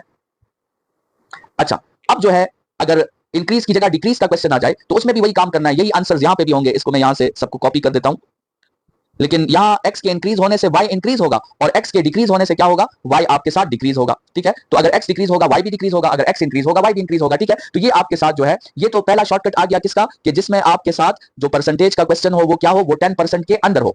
अब अगर दूसरी बात, अगर परसेंटेज का जो क्वेश्चन है वो क्या हो, वो 10% या 10% से बड़ा हो, फिर आपने क्या करना है, दो किस्म के क्वेश्चंस आ सकते हैं, उनमें आपने फिर ये दो फार्मूलाज अप्लाई करने हैं। अगर क्वेश्चन परसेंटेज इंक्रीज का हो इन y, तो उसमें आपने फार्मूला अप्लाई करना है power of x into percentage of x plus percentage of x divided by 10 whole square. और अगर क्वेश्चन डिक्रीज का हो, परसेंटेज डिक्रीज इन y, तो उसका फार्मूला होगा power of x into percentage of x minus percentage of x divided by 10 whole square. ठीक है, अब इस पे मैं एक क्वेश्चन आपको करा देता हूं जो कि आपके बुक में भी वो क्वेश्चंस मौजूद है। लेट्स सपोज आपका क्वेश्चन आए कि if momentum is increased by, let's suppose 40%, momentum is increased by 40%, what is the percentage increase in kinetic energy? अब स्टूडेंट्स फार्मूला आपको पता है, काइनेटिक एनर्जी का एक फार्मूला है p स्क्वायर बाई 2m। ठीक है, इस फार्मूला के थ्रू हम इसको सॉल्व करेंगे। तो स्टूडेंट्स फार्मूला हम कौन सा उठाएंगे, चूंकि परसेंटेज इंक्रीज का क्वेश्चन है तो हम ये वाला फार्मूला जो है ये उठाएंगे। तो हम क्या लिखेंगे कि काइनेटिक एनर्जी जो कि रिजल्ट है उसका जो परसेंटेज इंक्रीज आएगा उसके लिए पावर ऑफ x क्या है, 2 है, 2 इंटू परसेंटेज ऑफ x कितना है 40%, और साथ में प्लस 40 बाई 10 होल स्क्वायर। तो स्टूडेंट्स ये क्या आ जाएगा 80 प्लस, और ये 0 0 कैंसिल, और 4 का स्क्वायर 16 है, तो ये आपके साथ 80 प्लस 16 से क्या आ जाएगा 96% आ जाएगा। क्लियर है? तो काइनेटिक एनर्जी में इंक्रीज कितना आएगा 96%। अगर मोमेंटम में इंक्रीज 40% आया है तो काइनेटिक एनर्जी में इंक्रीज 96% आएगा। और आपके बुक का जो क्वेश्चन था स्टूडेंट्स, उसमें कहा गया था कि मोमेंटम में इंक्रीज कितना आया है 20%। तो जरा उसे सॉल्व करें।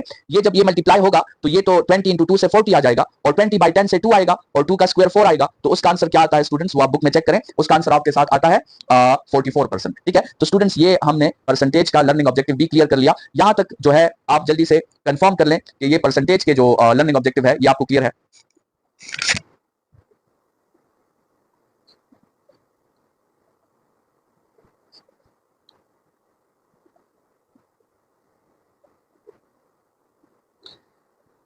जी स्टूडेंट्स, परसेंटेज के जो लर्निंग ऑब्जेक्टिव्स हैं क्या ये आपको समझ आ गए हैं?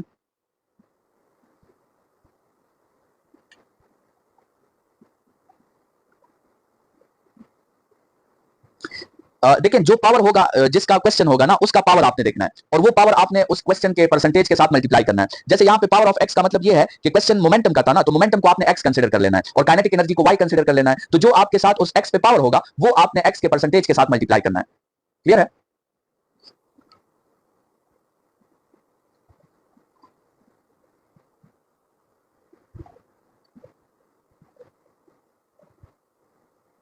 जी बिल्कुल, बीटीएफ आपको मिलेगा, लेकिन जो कंसेप्ट है वो यहाँ से सीख के जाएं। पीडीएफ जो है वो जैसे ही लेक्चर खत्म होगा विद इन 5 मिनट्स आपको जो है वो ग्रुप में इसका पीडीएफ मिल जाएगा। अच्छा, आगे बढ़ते हैं। इसके बाद स्टूडेंट्स आपको थोड़ा सा आइडिया जो है वो प्रीफिक्सेस का होना चाहिए, क्योंकि प्रीफिक्सेस जो है ये एक ऐसी टर्मिनोलॉजी है जो आपके साथ मेजरमेंट्स के साथ हमेशा रिलेटेड होती है। तो उसके लिए आपको प्रीफिक्सेस का आइडिया होना चाहिए, और ये एक टेबल है जो आपको पूरा याद होना चाहिए। 10 टू पावर प्लस 24 से ये मल्टीपल्स 10 टू पावर माइनस 24 तक ये मल्टीपल्स हैं, और इनके हर एक मल्टीपल का अपना सिंबल है। जैसे आपके साथ एक्सा जो है ये 10 टू पावर 18 के इक्वल है और इसके लिए सिंबल कैपिटल ई यूज होता है। टेरा जो है ये 10 टू पावर 12 के इक्वल है और इसके लिए सिंबल कैपिटल टी यूज होता है। आपके इस पे एमसीक्यूज पॉसिबल है, हो सकता है आपसे कहा जाए कि दो प्रीफिक्सेस का रेशो निकाले। मतलब मिसाल के तौर पे आपसे कहा जाए कि what is giga divided by milli. ठीक है, तो मतलब गीगा क्या है, ये 10 टू पावर आपके साथ 12 है, और मिली क्या है, ये 10 टू पावर -3 है। तो ये सॉल्व होके क्या हो जाएगा 10 टू पावर 15 हो जाएगा। तो इस तरह के एमसीक्यूज जो है वो आपके पॉसिबल है, जिसमें आपको जो है वो किसके क्वेश्चंस करें, आपको प्रीफिक्सेस के रेशियोज के क्वेश्चंस जो है वो पूछ सकते हैं। ठीक है, अच्छा फिर इसके बाद स्टूडेंट्स थोड़ा सा सीजीएस के यूनिट्स पे बात करते हैं, क्योंकि इस पे क्वेश्चंस आना इसकी पॉसिबिलिटी आपके साथ है। तो आपको कुछ बहुत इंपॉर्टेंट क्वांटिटीज हैं जिनके सीजीएस के यूनिट्स आपको पता होने चाहिए। स्टूडेंट्स लेंथ जो है, लेंथ का सीजीएस में जो यूनिट है वो क्या है, वो सेंटीमीटर है, और सेंटीमीटर का ताल्लुक जो एसआई यूनिट के साथ है वो 10 टू पावर -2 मीटर्स के इक्वल है। ठीक है, अच्छा इसी तरह मास का जो सीजीएस का यूनिट है स्टूडेंट वो ग्राम है, और ग्राम का एसआई यूनिट के साथ ताल्लुक 10 टू पावर -3 केजी के इक्वल है। ठीक है, अच्छा इस तरह जो है आपके साथ जो टाइम है, टाइम का एसआई यूनिट सेकंड है, सीजीएस यूनिट सेकंड है, और वो जो है एसआई में भी सेकंड है। अच्छा, फोर्स का जो सीजीएस यूनिट है स्टूडेंट, वो डाइन है। फोर्स का सीजीएस यूनिट क्या होता है? डाइन होता है। और ये डाइन इक्वल किसके होता है? ये डाइन इक्वल होता है 1 ग्राम सेंटीमीटर पर सेकंड के, और ये 10 रेज़ टू पावर -5 न्यूटन के इक्वल होता है। ठीक है। अच्छा, इसी तरह एनर्जी का या वर्क का जो यूनिट होता है स्टूडेंट, ये अर्ग होता है। सीजीएस सिस्टम में वर्क और एनर्जी के यूनिट को अर्ग कहते हैं, और 1 अर्ग किसके इक्वल होता है? ये 1 डाइन इंटू सेंटीमीटर के इक्वल होता है, और ये 10 रेज़ टू पावर -7 जाउल्स के इक्वल होता है। ठीक है। अच्छा, चार्ज जो है स्टूडेंट्स, चार्ज का सीजीएस यूनिट जो है उसको फ्रैंकलिन कहते हैं। चार्ज के सीजीएस यूनिट को हम क्या कहते हैं? फ्रैंकलिन कहते हैं। और इसकी वैल्यू जो है वो आपको याद होनी चाहिए। इसकी वैल्यू है 3.34 into 10 raise to power -10 coulomb. ठीक है। ये इसके एसआई यूनिट के साथ इसका ताल्लुक है। अच्छा, करंट जो है स्टूडेंट्स, करंट का जो सीजीएस सिस्टम का यूनिट है इसको बायोट कहते हैं। ठीक है। और 1 बायोट जो होता है स्टूडेंट्स, ये 10 एम्पियर के इक्वल होता है। अच्छा, हीट का जो सीजीएस यूनिट है स्टूडेंट्स, उसको कैलोरी कहते हैं। ठीक है। और कैलोरी जो है 1 कैलोरी आपके साथ इक्वल होता है 4.18 जाउल्स के। ठीक है। अच्छा, इसके अलावा मैग्नेटिक फील्ड स्ट्रेंथ जो है, मैग्नेटिक फील्ड स्ट्रेंथ का सीजीएस यूनिट जो है वो गॉस है स्टूडेंट्स, और गॉस को ये किसकी इक्वल होता है? ये 10 raise to power I think -4 tesla के इक्वल होता है। ठीक है। और आपके साथ मैग्नेटिक फ्लक्स जो है, जिसको हम डिफाइन करते हैं the number of magnetic field lines passing through a unit area which is held perpendicular to it, इसका सीजीएस यूनिट जो है स्टूडेंट्स, उसको मैक्सवेल कहते हैं। और ये 1 मैक्सवेल जो होता है ये आपके साथ 10 रेज़ टू पावर -8 वेबर के इक्वल होता है। ठीक है। तो ये आपके साथ स्टूडेंट्स कुछ बहुत इंपॉर्टेंट सीजीएस सिस्टम के यूनिट्स थे, और उनका एसआई के साथ कंपैरिजन था। ये भी आपके साथ जहन में होने चाहिए। ठीक है। और स्टूडेंट्स, आज के लेक्चर का लास्ट जो हमारा लर्निंग ऑब्जेक्टिव है, कभी कभार आपके एमसीक्यूज आते हैं कि कौन से ऐसे क्वांटिटीज हैं जिनके डायमेंशंस जो होते हैं वो आपके साथ सेम होते हैं। तो स्टूडेंट्स, ये भी आपको थोड़े से याद होने चाहिए कि वो कौन से क्वांटिटीज हैं जिनके डायमेंशन सेम होते हैं, तो वो भी हम मेंशन कर लेते हैं। अच्छा, याद रखिए, एनर्जी, वर्क, हीट, टॉर्क, इन सब के डायमेंशंस जो है वो सेम है, और सबके डायमेंशंस है क्या? ml²t-2। ये इन सब के डायमेंशंस हैं। ठीक है। इसी तरह इंपल्स और मोमेंटम, इंपल्स और मोमेंटम के डायमेंशन भी सेम है, और ये है mlt-1। ठीक है, केजी मीटर पर सेकंड। अच्छा, इसी तरह electric field intensity, electric field intensity और potential gradient, electric field intensity और पोटेंशियल ग्रेडियंट, इन दोनों के डायमेंशंस भी आपके साथ क्या होते हैं? इन दोनों के डायमेंशंस भी आपके साथ सेम होते हैं। अच्छा, ये अक्सर बोर्ड में भी आता है। प्लैंक्स कांस्टेंट जिसको हम h कहते हैं, और एंगुलर मोमेंटम जिसको l कहा जाता है, प्लैंक्स कांस्टेंट और एंगुलर मोमेंटम के डायमेंशंस भी आपके साथ सेम होते हैं। अच्छा, pressure, pressure, stress, modulus of elasticity और एनर्जी डेंसिटी, एनर्जी डेंसिटी, इन सब के डायमेंशंस भी सेम होते हैं। ठीक है। अच्छा, ये जो आपके साथ है यूनिवर्सल गैस कांस्टेंट जो है कैपिटल R, और मोलर स्पेसिफिक हीट जो है, molar specific heat, molar specific heat जो आप थर्मोडायनामिक्स में पढ़ते हैं। ठीक है। उनके डायमेंशंस भी सेम है।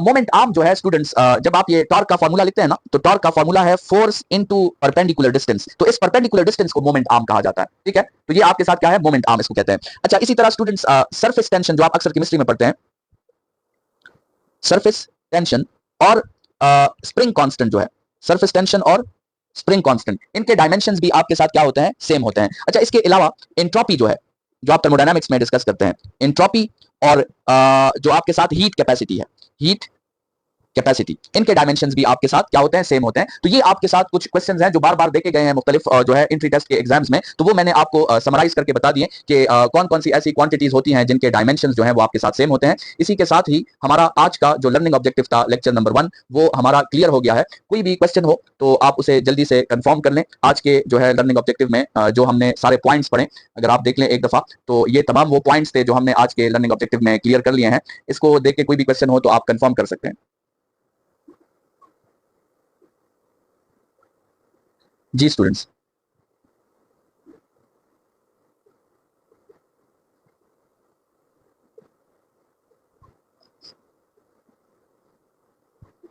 अच्छा, एक स्टूडेंट ने क्वेश्चन किया है कि सीस्मिक वेव्स किसे कहते हैं?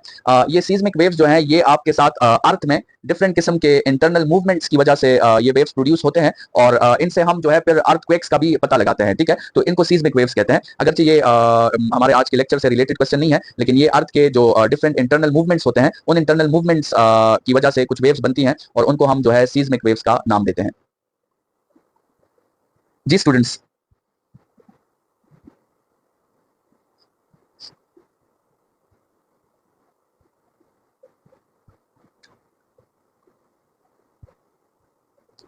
नोट्स के बारे में मैंने आपसे कह दिया कि इसी ग्रुप के डिस्क्रिप्शन में आपको जो है एक व्हाट्सएप का लिंक मिलेगा, उस व्हाट्सएप के लिंक को ज्वाइन करें और वहां पे आपको जो है ये लेक्चर वाइज नोट्स जो है वो मिलते जाएंगे और उसी में आपको वर्कशीट्स भी मिलती जाएंगी। जी स्टूडेंट्स, जिन स्टूडेंट्स को क्वेश्चन और आज का लेक्चर क्लियर है वो लेक्चर छोड़ के जा सकते हैं, हमारा लेक्चर खत्म है। जिनको कोई मसला है तो वो पूछ सकते हैं।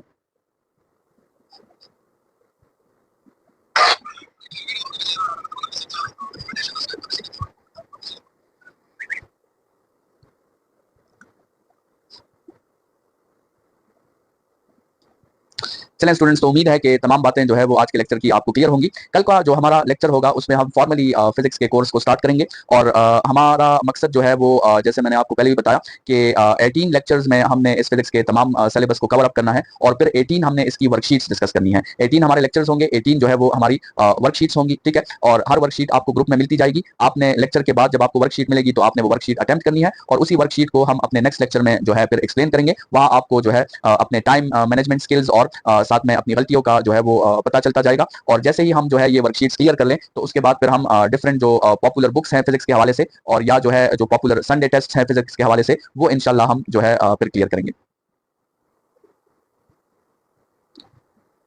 तो स्टूडेंट्स अपना बहुत ख्याल रखिएगा, इंशाल्लाह कल के लेक्चर में दोबारा मुलाकात होगी। थैंक यू स्टूडेंट्स, खुदा हाफिज़। रहीम अस्सलाम वालेकुम डियर स्टूडेंट्स, MD-CAT 2025 फिजिक्स के सीरीज़ में आपका इंस्ट्रक्टर आतिफ नसीम आपको साइंस मेड सेंसिबल के यूट्यूब चैनल के ज़रिए खुशामदीद कहता है। इस सीरीज़ में हम फिजिक्स को डिस्कस करेंगे और MD-CAT के सिलेबस को हम डिस्कस करेंगे। MD-CAT के सिलेबस में फिजिक्स के लिहाज से कुछ एडिशंस भी की गई हैं, तो उन एडिशंस को भी हम इस सीरीज़ में डिस्कस करेंगे। तरीका इस सीरीज़ का कुछ ऐसे होगा कि आपके साथ जो है लेक्चर शेयर किया जाएगा और फिर आपको उस लेक्चर के MCQs दिए जाएंगे और फिर उन MCQs को डिस्कस किया जाएगा। सो लेक्चर और फिर उसके बाद MCQs का टेस्ट होगा और फिर उसकी डिस्कशन होगी। लेक्चर में हम उस पूरे लर्निंग ऑब्जेक्टिव को मतलब पूरे चैप्टर को डिस्कस करेंगे और MCQs में फिर उसी पूरे चैप्टर के MCQs होंगे और फिर हम उन MCQs को डिस्कस भी करेंगे, हम उनको फॉर्मली जो है वो सॉल्व करेंगे, ठीक है। तो ये हमारे लेक्चर सीरीज़ का जो है वो तरीका होगा। इसके अलावा वो MCQs आपको कैसे मिलेंगे तो उसके बारे में जो इंट्रोडक्शन का लेक्चर अपलोड हुआ है उसको भी आप एक नज़र देख लें। और इसके अलावा जो है आपके साथ जो इस लेक्चर की डिस्क्रिप्शन होगी यूट्यूब पे जब भी अपलोड हो जाएगा तो उसको आप उस डिस्क्रिप्शन में आप देखेंगे, उसमें आपको एक व्हाट्सएप चैनल का लिंक मिलेगा। उस व्हाट्सएप चैनल को आप फॉलो करें और उसी व्हाट्सएप चैनल पे आपको जो है ये MCQs के PDF प्रोवाइड होंगे और उसी को फिर आपने सॉल्व करना है ताकि डिस्कशन से पहले वो लेक्चर्स आपने वो MCQs के टेस्ट आपने सॉल्व किए हों ताकि उस डिस्कशन का आपको फायदा हो, ठीक है। तो स्टूडेंट्स हमारे फर्स्ट ईयर से हम स्टार्ट ले रहे हैं और हमारा जो पहला लर्निंग ऑब्जेक्टिव है MD-CAT के सिलेबस के मुताबिक वो वेक्टर्स का डोमेन है, ठीक है। तो स्टूडेंट्स उससे हम स्टार्ट ले लेते हैं।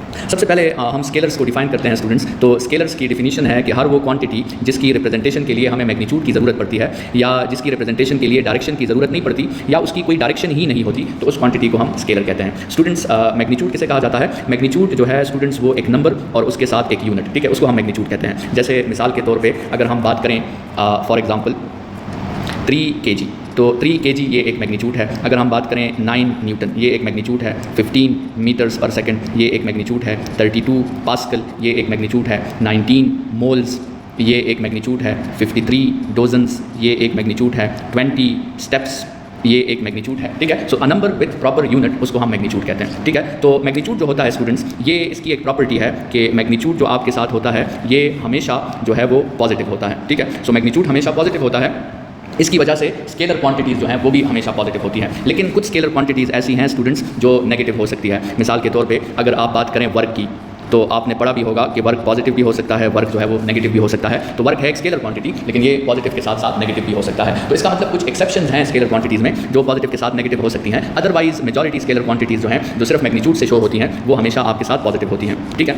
अच्छा स्टूडेंट्स, नेक्स्ट है कि हम स्केलर क्वांटिटीज़ को ऐड या सब्ट्रैक्ट कर सकते हैं या नहीं कर सकते। तो स्टूडेंट्स हम स्केलर क्वांटिटीज़ को ऐड या सब्ट्रैक्ट तब कर सकते हैं जब उनका नेचर सेम हो या उनके डायमेंशन सेम हो या बहुत ज़रूरी बात है कि उनके यूनिट सेम हो, ठीक है। मतलब लेट्स सपोज अगर आपका क्वेश्चन आता है कि आप 9 मीटर्स को ऐड करें 3 kg के साथ, तो स्टूडेंट्स ये पॉसिबल नहीं है। लेकिन अगर आपका क्वेश्चन आए कि 9 मीटर्स को 5 सेंटीमीटर्स के साथ ऐड करें तो ये भी पॉसिबल तब होगा जब आप इनके यूनिट्स को सेम कर देंगे। तो आप लिखेंगे 9 मीटर्स प्लस 5/100 मीटर्स, ठीक है। तो इससे आपका आंसर आ जाएगा 9.05 मीटर्स। तो इसका मतलब ये है कि हम तब जो है स्केलर क्वांटिटीज़ को ऐड कर सकते हैं जब उन दोनों के यूनिट्स आपके साथ क्या हो, सेम हो, ठीक है। अदरवाइज हम उनको ऐड नहीं कर सकते, ठीक है। अब रूल्स फॉर एडिशन और सब्ट्रैक्शन कैसे हैं? तो स्टूडेंट्स रूल्स जो हैं ये इसके सिंपल एल्जेब्रिक रूल्स हैं, ठीक है। इसके रूल्स जो हैं वो आपके साथ सिंपल एल्जेब्रिक रूल्स हैं। मतलब जिस तरह आप एल्जेब्रा में ऐड करते हैं, मिसाल के तौर पे आपसे कहा जाए कि 10 kg प्लस 3 kg तो आपका आंसर होगा 13 kg। और अगर आपसे कहा जाए कि 10 kg माइनस 3 kg तो आपका आंसर क्या होगा, 7 kg होगा, ठीक है। अच्छा, अब नेक्स्ट क्वेश्चन है स्टूडेंट्स कि कैन वी मल्टीप्लाई और डिवाइड स्केलर क्वांटिटीज। तो उसका आंसर है यस, हम हमेशा स्केलर क्वांटिटीज को मल्टीप्लाई या डिवाइड कर सकते हैं। इनमें यूनिट्स का सेम होना भी जरूरी नहीं है, ठीक है। आप सेम यूनिट्स में भी मल्टीप्लाई डिवाइड कर सकते हैं और आप डिफरेंट यूनिट्स में भी मल्टीप्लाई डिवाइड कर सकते हैं, मतलब जरूरी नहीं कि यूनिट्स का सेम होना जो है वो मस्ट है, ठीक है। और फिर रूल्स क्या है मल्टीप्लिकेशन डिवीजन की। तो स्टूडेंट्स जिस तरह अलजेब्रा में आप सिंपल अलजेब्रा में नंबर को नंबर के साथ ऑपरेट करना है, यूनिट को यूनिट के साथ। इसका क्या मतलब है, लेट्स सपोज हमसे कोई कह दे कि 3 मीटर्स को मल्टीप्लाई करें 5 न्यूटन के साथ, तो हम नंबर को नंबर के साथ 15 और यूनिट को न्यूटन के साथ न्यूटन मीटर आ जाएगा। इसी तरह अगर हमसे कह दें कि 10 मीटर को डिवाइड करें 2 सेकंड्स पे, तो नंबर को नंबर पे डिवाइड कर देंगे और यूनिट को यूनिट पे डिवाइड कर देंगे, ठीक है। तो नंबर को नंबर के साथ और यूनिट को यूनिट के साथ ऑपरेट करना है, जिस तरह हम बेसिक अलजेब्रा में ऑपरेट करते हैं, बिल्कुल उसी तरह आपने स्केलर्स को डिवाइड या मल्टीप्लाई करना है। स्टूडेंट्स ये बात याद रखें कि दो स्केलर्स को जब हम ऐड करते हैं तो रिजल्ट स्केलर ही आता है, दो स्केलर्स को जब हम सब्ट्रैक्ट करते हैं तब भी रिजल्ट स्केलर ही आता है, दो स्केलर्स को जब हम मल्टीप्लाई करते हैं तब भी रिजल्ट स्केलर ही आता है, और दो स्केलर्स को अगर हम डिवाइड करते हैं तो स्टूडेंट्स रिजल्ट कभी कभार स्केलर आता है, लेकिन कभी कभार सिंपल एक नंबर आ जाता है, ठीक है। तो जैसे मिसाल के तौर पर ये एग्जाम्पल आप लेना जिसमें हमने डिस्टेंस को टाइम पे डिवाइड किया। अब डिस्टेंस और टाइम दोनों स्केलर्स हैं, लेकिन रिजल्ट भी इसका स्केलर है। लेकिन अब अगर आप इफिशिएंसी की मिसाल ले लें, इफिशिएंसी का फॉर्मूला है output energy by input energy, ठीक है। तो इससे आपके साथ सिंपल एक नंबर आएगा, ठीक है, उसका कोई यूनिट नहीं होगा आपके साथ। तो देखिए स्केलर्स की डिवीजन से कभी कभार स्केलर क्वांटिटी आती है तो कभी कभार सिंपल एक नंबर आ जाता है। इसका मतलब स्केलर का एडिशन जो है वो क्लोजर प्रॉपर्टी ओबे करता है, मतलब वो क्लोज है। स्केलर की सब्ट्रैक्शन भी क्लोज है, स्केलर की डिवीजन भी क्लोज है, मल्टीप्लिकेशन भी क्लोज है, लेकिन स्केलर की डिवीजन जो है वो क्लोज नहीं है, ठीक है। तो ये भी आप बात याद रखें।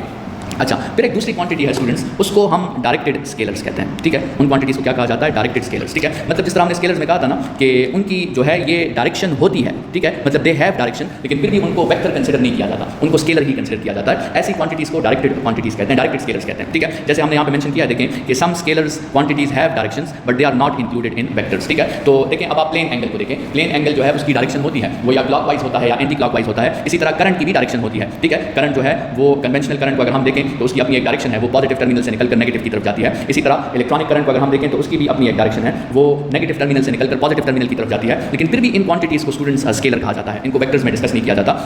ये इसलिए क्योंकि वेक्टर्स के लिए 3 बातों का होना जरूरी है। वेक्टर्स के लिए मैग्नीट्यूड का होना, डायरेक्शन का होना और वेक्टर लॉज ऑफ एडिशन जो है, ठीक है, जिसको हम लॉज ऑफ वेक्टर अलजेब्रा कहते हैं या commutative law of vector addition जिसे हम कहते हैं, उसका भी ओबे होना जरूरी होता है, ठीक है। तो वेक्टर्स के लिए 3 कंडीशंस होते हैं। अब ये जो आपके साथ क्वांटिटीज है ना, ये पहले 2 कंडीशंस को तो जस्टिफाई कर रहे हैं, लेकिन ये वेक्टर लॉ ऑफ एडिशन को जस्टिफाई नहीं कर रहे हैं, ठीक है। तो इसलिए इन क्वांटिटीज को वेक्टर्स में नहीं रखा गया, इन क्वांटिटीज के लिए एक स्पेशल कैटेगरी बनाई गई है जिसको हम क्या कहते हैं, जिसको हम डायरेक्टेड स्केलर्स कहते हैं। अब जो है मिसाल के तौर पर आप करंट की मिसाल ले लेना, तो करंट पे जो है लेट्स सपोज आपके साथ एक जंक्शन है और उसकी तरफ जो है वो करंट आ रहा है और वहाँ से करंट निकल भी रहा है, ठीक है। तो इस किस्म के केस पे हम जो है नॉर्मली क्या अप्लाई करते हैं, हम किरचॉफ्स करंट लॉ अप्लाई करते हैं, ठीक है। और किरचॉफ्स करंट लॉ अगर आपको याद हो ये वेक्टर सम नहीं है, ये एल्जेब्रिक सम है, ठीक है। तो मतलब इन पे रिजल्टेंट मालूम करने के लिए वेक्टर एडिशन नहीं की जाती, इनकी एल्जेब्रिक एडिशन की जाती है, ठीक है। तो मतलब ये जो करंट है ये आपके साथ वेक्टर लॉज ऑफ एडिशन को ओबे नहीं करते। तो यही वजह है कि करंट को हमने किस कैटेगरी में रखा हुआ है, डायरेक्टेड स्केलर में, ठीक है। तो मतलब कहने का ये है कि ऐसी क्वांटिटीज भी आपके साथ होंगी जिसकी डायरेक्शन होगी लेकिन हम उसको तब भी वेक्टर नहीं कहेंगे, तो उन क्वांटिटीज को हम किस कैटेगरी में डाल लेते हैं, डायरेक्टेड स्केलर्स में, और उनमें आपके साथ प्लेन एंगल आता है, उनमें आपके साथ करंट आती है, ठीक है। तो वेक्टर्स की तो हमने डिफिनीशन डिस्कस कर ली। अब देखिए जैसे हमने कहा कि वेक्टर्स में क्या करना होता है, आपने मैग्नीट्यूड भी स्पेसिफाई करना होता है और आपने डायरेक्शन भी स्पेसिफाई करनी होती है। तो अब ये क्वेश्चन है कि मैग्नीट्यूड को स्पेसिफाई करने का तरीका तो हमने क्लियर कर लिया कि उसमें तो हम क्या लिखेंगे, एक नंबर लिखेंगे और एक यूनिट लिखेंगे। लेकिन अब क्वेश्चन ये है कि डायरेक्शन को स्पेसिफाई करने के कौन कौन से तरीके हैं, ठीक है। तो स्टूडेंट्स डायरेक्शन को स्पेसिफाई करने का एक तरीका जो है आपके साथ वो है एंगल प्रोवाइड करना।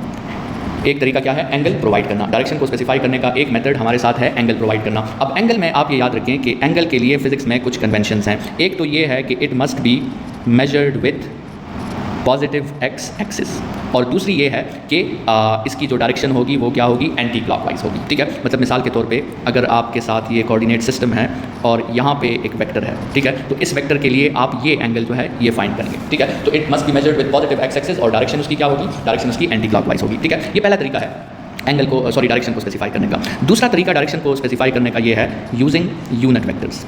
डायरेक्शन को आप कैसे स्पेसिफाई कर सकते हैं, with the help of unit vectors. तो उसमें 5 यूनिट वेक्टर्स बहुत जरूरी है, i unit vector, j unit vector, k unit vector, r unit vector और एन यूनिट वेक्टर, ठीक है। तो आई जो है एक्स एक्सिस की डायरेक्शन के लिए, जे वाई एक्सिस की और के जेड एक्सिस की, और आर पोजीशन वेक्टर के डायरेक्शन के लिए, और N unit vector perpendicular direction के लिए यूज होता है। तो ये दूसरा तरीका है डायरेक्शंस को स्पेसिफाई करने का। और तीसरा तरीका जो डायरेक्शन को स्पेसिफाई करने का है स्टूडेंट्स, वो प्लस माइनस है। इस प्लस माइनस के तरीके में हम क्या करते हैं कि हम किसी वेक्टर को हम रेफरेंस कह देते हैं, ठीक है। और फिर अगर कोई दूसरा वेक्टर पैरेलल टू रेफरेंस हो तो हम उसके साथ प्लस लगा देते हैं, और अगर वो एंटी पैरेलल टू रेफरेंस हो तो हम उसके साथ क्या लगा देते हैं, माइनस लगा देते हैं। तो ये स्टूडेंट्स 3 तरीके हैं डायरेक्शंस को स्पेसिफाई करने के लिए। स्टूडेंट्स अब हम डिस्कस करने लगे हैं टाइप्स ऑफ वेक्टर्स। तो स्टूडेंट्स सबसे पहले है equal vectors. Equal vectors, let's suppose अगर हमारे साथ 2 वेक्टर्स हैं ए और बी, तो ये दोनों वेक्टर्स जो हैं स्टूडेंट्स ये तब आपस में इक्वल होंगे जब पहली कंडीशन इनके मैग्नीट्यूड्स भी आपस में इक्वल हों एंड दूसरी कंडीशन इनकी डायरेक्शंस भी एक दूसरे के पैरेलल हों। मतलब मैग्नीट्यूड भी इक्वल हो और डायरेक्शन भी सेम हो, तो ऐसे वेक्टर्स को हम क्या कहते हैं, अनइक्वल कहते हैं। स्टूडेंट्स अगर इनका मैग्नीट्यूड डिफरेंट हुआ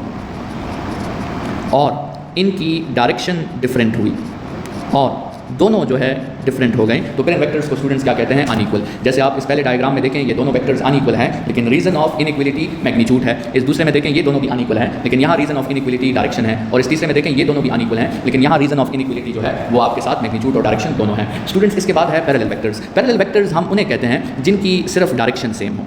ऐसे 2 वेक्टर्स जिनकी डायरेक्शन सेम हो उनको हम पैरेलल वेक्टर्स कहते हैं। स्टूडेंट्स आप इस पहले केस में देखें ये दोनों भी पैरेलल हैं और इस दूसरे केस में देखें ये दोनों भी पैरेलल हैं। तो स्टूडेंट्स यहाँ आपको एक बात क्लियर हो जाएंगी कि जो इक्वल वेक्टर्स होते हैं इक्वल, वो हमेशा के लिए पैरेलल भी होते हैं, ऑलवेज, ठीक है। लेकिन जो पैरेलल होते हैं वो हमेशा के लिए क्या नहीं हो सकते, वो इक्वल नहीं हो सकते, ठीक है। क्योंकि आप जरा देखें पैरेलल की जो कंडीशन है ना वो ऑलरेडी इक्वल में इंक्लूड हुई है, लेकिन इक्वल की एक ऐसी कंडीशन है जो पैरेलल में शामिल नहीं है। तो इसका मतलब हर इक्वल वेक्टर पैरेलल होता है लेकिन हर पैरेलल वेक्टर इक्वल नहीं होता, ठीक है। स्टूडेंट्स एंटी पैरेलल वेक्टर्स जो हैं वो उनको कहते हैं जिनकी डायरेक्शन जो होती है वो ऑपोजिट होती है, ठीक है। और स्टूडेंट्स अगर मैग्नीट्यूड सेम हो और डायरेक्शन क्या हो, ऑपोजिट हो, तो इन वेक्टर्स को फिर क्या कहा जाता है, नेगेटिव वेक्टर्स कहा जाता है। लेकिन एंटी पैरेलल में सिर्फ हम डायरेक्शन को देखते हैं और नेगेटिव में हम मैग्नीट्यूड को भी देखते हैं और डायरेक्शन को भी देखते हैं। तो यहाँ से ये बात भी क्लियर हो गई कि जो वेक्टर्स नेगेटिव होंगे वो हमेशा के लिए क्या होंगे, एंटी पैरेलल होंगे, ऑलवेज।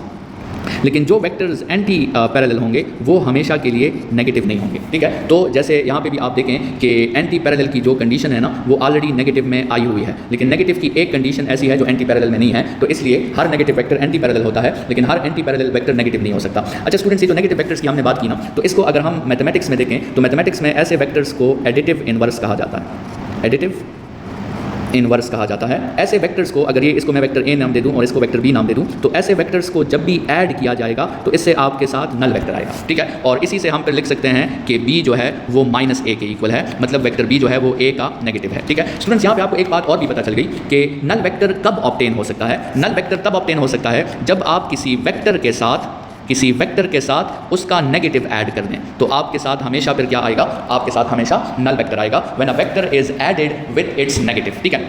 अच्छा स्टूडेंट्स, नेक्स्ट जो वेक्टर की टाइप है वो है null vector. Null vector students हम उसे कहते हैं जिसका मैग्नीट्यूड 0 हो और जिसकी डायरेक्शन आर्बिट्रेरी हो, ठीक है। आर्बिट्रेरी मतलब अननोन हो, ठीक है। आर्बिट्रेरी का ये मतलब नहीं है कि इस वेक्टर की डायरेक्शन होगी नहीं, इस वेक्टर की डायरेक्शन जरूर होगी लेकिन वो डायरेक्शन हमारे लिए अननोन होगी, ठीक है। मतलब कहने का ये है कि नल वेक्टर की डायरेक्शन का हमें पता नहीं होगा। हो सकता है कि नल वेक्टर जो है वो एक्स एक्सिस के पैरेलल हो, लेकिन आपको इजाज़त नहीं कि आप उसके साथ आई लिखें। हो सकता है कि नल वेक्टर वाई एक्सिस को पैरेलल हो, लेकिन आपको इजाज़त नहीं कि आप उसके साथ जे लिखें।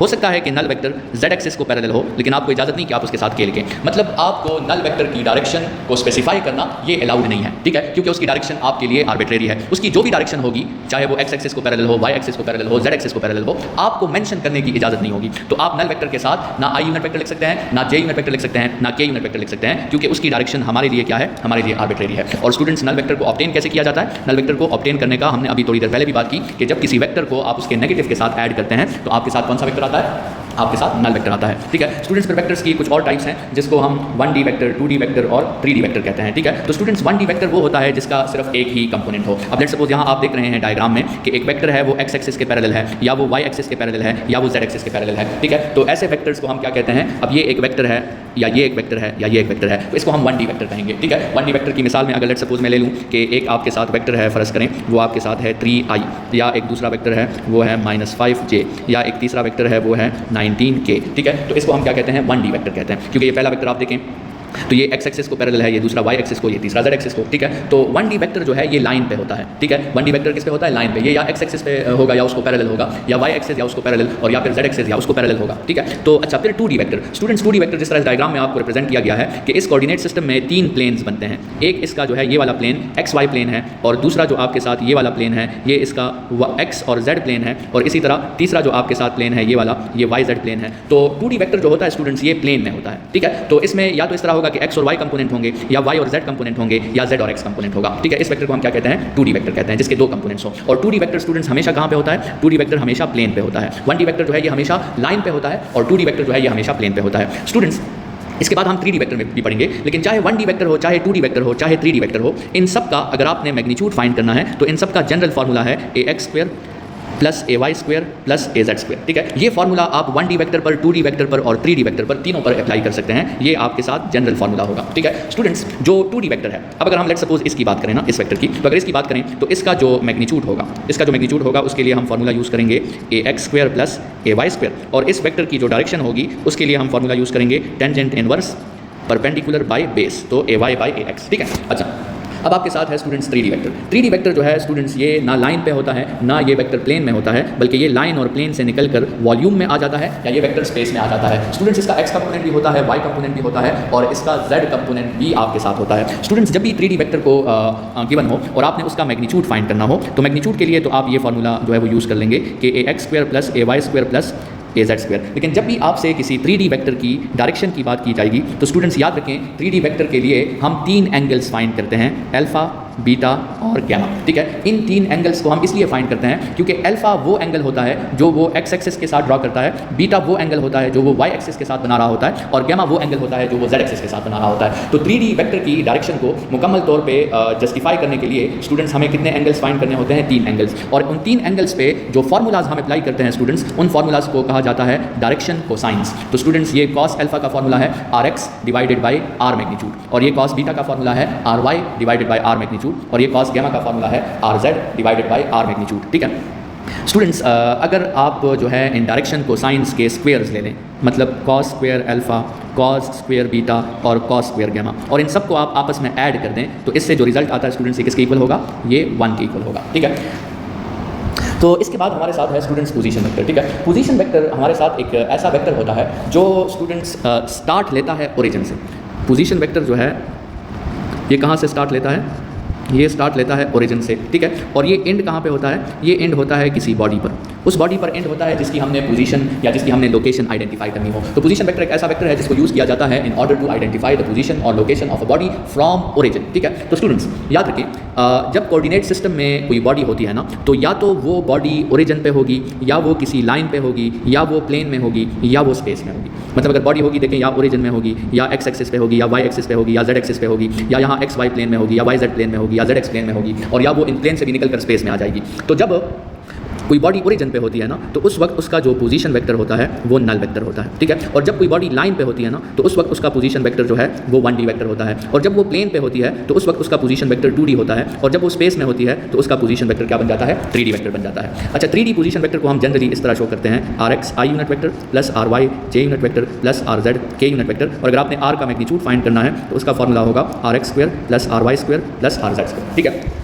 अच्छा स्टूडेंट्स, फिर आपके साथ एक वेक्टर है डिस्प्लेसमेंट वेक्टर। डिस्प्लेसमेंट वेक्टर जो है ये भी किसी बॉडी के पोजीशन को आइडेंटिफाई करता है, लेकिन फ़र्क ये है स्टूडेंट्स कि ये ओरिजिन से स्टार्ट नहीं लेता, ठीक है। ये आपके साथ अदर देन ओरिजिन से स्टार्ट लेता है। तो मतलब इसका जो स्टार्ट होता है ये नॉट फ्रॉम ओरिजिन, और इसका जो एंड होता है ये बॉडी पे होता है, ठीक है। तो अगर आप देखें स्टूडेंट्स, सिमिलरिटी दोनों में क्या है कि दोनों बॉडी को आइडेंटिफाई करते हैं, लेकिन डिफरेंस दोनों में क्या है स्टूडेंट्स? डिफरेंस दोनों में ये है कि एक ओरिजिन से बॉडी को आइडेंटिफाई कर रहा है और दूसरा अदर देन ओरिजिन से बॉडी को आइडेंटिफाई कर रहा है। स्टूडेंट्स अगर आप इसको जरा डिटेल में समझें तो देखें, अगर यहाँ मैं एक वेक्टर बनाऊँ, ठीक है, तो इसने ओरिजिन से स्टार्ट लिया है और इसने ए को आइडेंटिफाई किया है, तो स्टूडेंट्स इस वेक्टर को मैं नाम दूंगा पोजीशन वेक्टर ऑफ ए। इसी तरह अगर मैं एक दूसरा वेक्टर बनाऊं तो स्टूडेंट्स इस वेक्टर ने भी ओरिजिन से स्टार्ट किया है और बॉडी बी को आइडेंटिफाई किया है, तो इसको मैं क्या कह दूंगा? आर बी कह दूंगा। अब अगर एक वेक्टर स्टूडेंट्स बी से स्टार्ट हो और वो किसको आइडेंटिफाई कर लें? वो ए को आइडेंटिफाई कर लें, तो ये वेक्टर तो इसने आइडेंटिफाई तो ए को किया है, लेकिन स्टार्ट तो ये ओरिजिन से नहीं हुआ, तो इस वेक्टर को अब मैं क्या नाम दूंगा? इस वेक्टर को मैं डिस्प्लेसमेंट वेक्टर का नाम दूंगा। स्टूडेंट्स अगर आप इस डायग्राम को हेड टू टेल रूल के मुताबिक जरा इस डायग्राम को आप देखें तो आपको ये पता चल जाएगा